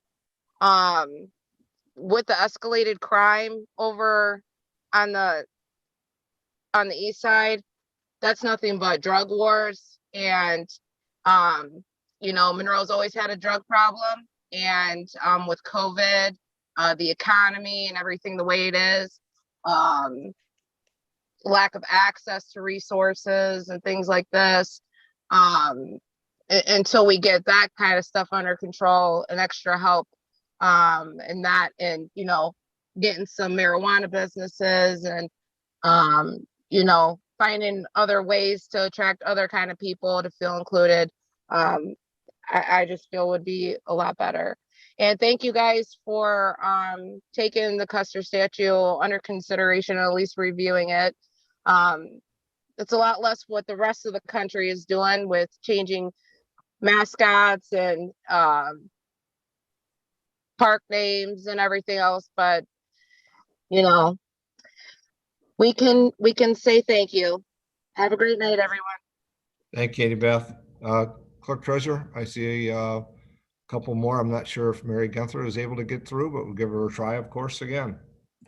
And there's one other after that. Hello? Oh, Mary, yes, we can hear you this time. Okay. I just wanted, I think I was off. What proposal went for the street? Well, I'll try to brief what passed was the conversion of Cass and Harrison on Cass from 4th Street to 1st Street, and what from Harrison would be from 1st Street to 4th Street. Okay, I think I was off when that was going on, but I just wanted to say that in the February work session meeting, there was a letter written by Dick Seeb. He was a former mayor, and he stated that Cass Street was changed from a two-way street to a one-way street because of the fire on Cass Street. The fire truck had problems maneuvering on Cass, and to me, that was a very important letter because it was about the safety of the residents. And that is a real fact. And to me, that's more important than any studies or any master plan can be.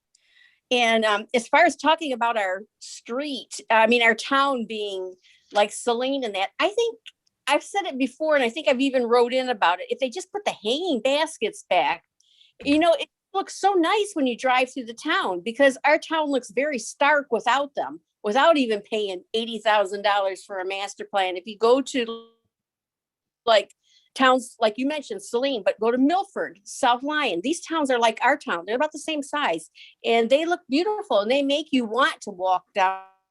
And what they mean when they're saying make our town walkable, what are they really talking about there?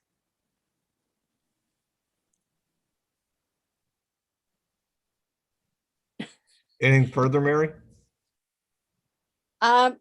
Nope, I guess that's it. Okay. Thank you. Thank you. The Milford example, I think, is a great one because they converted their streets back to two-way and made it walkable where there's non-motorized. That's kind of what it is about. Clerk Treasurer, I think we have another hand up. Yes, Richard Micka, Monroe, Michigan. Just responding to some of the indications that people want to move this or move that. I said, when will we ever learn that self-serving, publicity-seeking interests use our public facilities to spread their pernicious diatribe? Cancel this, move that, change everything just to appease a frivolous cause. It just doesn't make sense and should be rejected out of hand. Thank you. And Mr. Mecca, other comments? I see we have one more. Oh, we do. Let me try to. Okay. There you go. Mr. Denton? Dr. Denton? Monroe, Michigan. Yes. I'd just like to start off by saying thank you for putting in the work to, I guess, advance this discussion forward. I understand that the city planner worked very hard to get this going. And I just wanted to say too that this work is quite important, just because certain residents who just called in perhaps cannot see the references or the perspectives of other people is exactly why we need to do this work. It's a shameful notion to think that people are doing this to be seen when it's really to help others. I wish I didn't have to do stuff like this and speak at things like that and work with and do other things as we discussed. But yeah, comments like that are just, I don't know, shameful, and exactly the reason why that we need to bring this this issue to the forefront and discuss it with experts who actually do know what they're talking about. Thank you. Thank you, Graham. Clerk, I do not see any other hands up. Let me just double check. No, I don't see any either. With that, motion to adjourn. Motion to adjourn. Second, Motion by Councilwoman Moore, supported by Councilwoman Germaine to adjourn. Clerk, please call the roll. Councilperson Vining, Yes. Jermaine, yes. Wilmore, Yes. Felder, Yes. Whitman, Yes. Echoangeli, Yes. Mayor Clark. Yes. Well, thank you all for your input and the good dialogue, healthy dialogue, and respectful manner. I appreciate it. And everybody stay safe and healthy. See you again soon. Thanks. Right. Bye. Thank you.